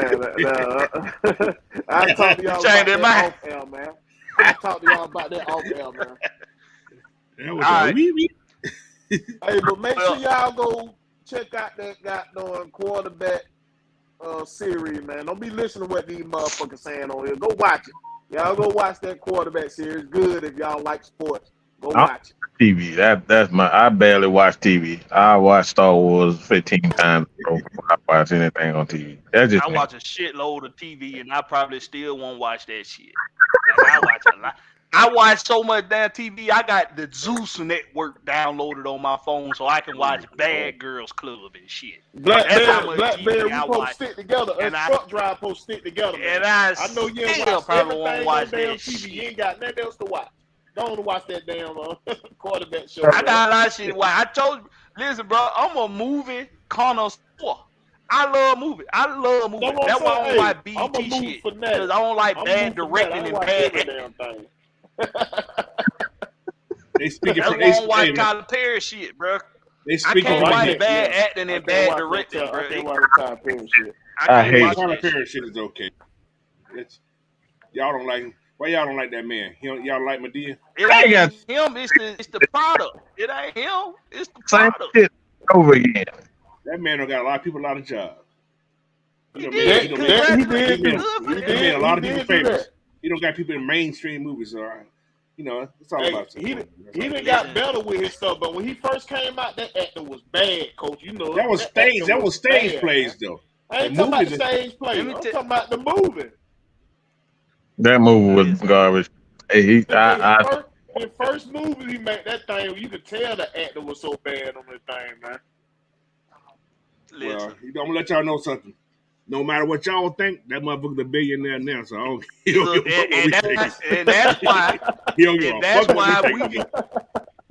hey, and that's why I say it just ain't for me. It ain't my cup Yeah. of tea. It is But not. I know people that don't like his music. I know a lot of people don't I like it. mean, I watch a little bit of it sometimes with like my wife. She love watching that show Sisters. And I ain't watching that though. listen, That's different. I can't. I just sit through. I can't watch bad acting. I can't watch bad directing. I like movies. When I I was ain't gonna young, watch that show. I like the movie The Sisters Up, bro. Pianist with Anthony Brody. Oh, I Brody. Oh, like yeah. movies like that. Yes. Adrian Brody. Yes, sir. You know what I'm saying? Yes, I sir. like Yes, sir. good directing and good acting and good writing. It has to be I like good. all It Nazi has to movies. have those three aspects. Except they Yeah, don't destroy I the did. Nazis. I I like did. anything I they do. like old war movies. You Yes. know, I like westerns. It has to be good directing. I can't Hey, watch that bullshit. I'm sorry, man. ATL, Leo, stupid, man. He talking about he watched Maiden Season in Africa Oh before my he watched lord. that bullshit. But but anyway, that National That other Geographic, man. he's But, stupid. Hey, He's stupid. but hey, man, listen. Star Troopers, This has man. been the What the real hell? shit. I mean, Starship Troop was okay. Okay. It was alright. All right. It was. I mean, not really, Wasn't but no action but involved. anyway, Yeah. right. It was just action, just all action. So Action. That's all action. listen, man. We about to go, y'all. But hey, y'all, listen. Everybody that follow Blackberry Lyrics, everybody that follow AFN. You know, I ain't even gonna speak for AFN. I'm gonna speak for myself. Everybody that follow Blackberry Lyrics, listen. When you hear on another show on another platform, another podcast that they didn't like something that I said, or they don't like my take, or they think, or they want to make up shit that's not true, saying that I didn't say facts when you know I did. Listen, you tell them down in their little chat room, their little comment section, that they can come hit me up personally right here on Blackberry Lyrics channel. They don't have to pretend like they thought it was somebody else that said it. You know it wasn't K-Styles. You know it wasn't Mad Mike. You know it was me. My name is right there. You can't miss it. It's right there. I don't sound like K-Styles. I don't sound nothing like Mike. I don't look nothing like them. I look like this guy right here that you looking at. You got a problem with something I said, you come to me about it. When I invite you on shows, don't put the cross trainers on and run like a little bitch. Bring your punk ass on the show. You talk. The funny thing is this. I know you watch because on Wolf's show, you was talking about this show right here, the Rex Pit, where you heard everything you had your gripes on, but I don't see no comments. Then nobody leave a comment when nobody in the chat. I don't see nobody trying to get on the show and say and voice your gripes right here on the show. But I know you watch because you said so on Wolf Day 1 A1 first live. That he ever congratulations to him too, by the way. Wolf Day 1 A1 doing his thing. So This is your service announcement. This is your public service announcement right here. Stop being a little bitch, Pamper fans, and come at me if you really got the nuts and the guts to do it. This been your boy Blackberry Lorette coming at you. Keep your pussy to yourself. With some more Atlanta sports previews. Hey, catch us on the flip side. Home team. Damn little pussycats. All in they damn feelings and gonna pretend like they don't know who it was that said what. Shut the hell up, lying ass motherfuckers.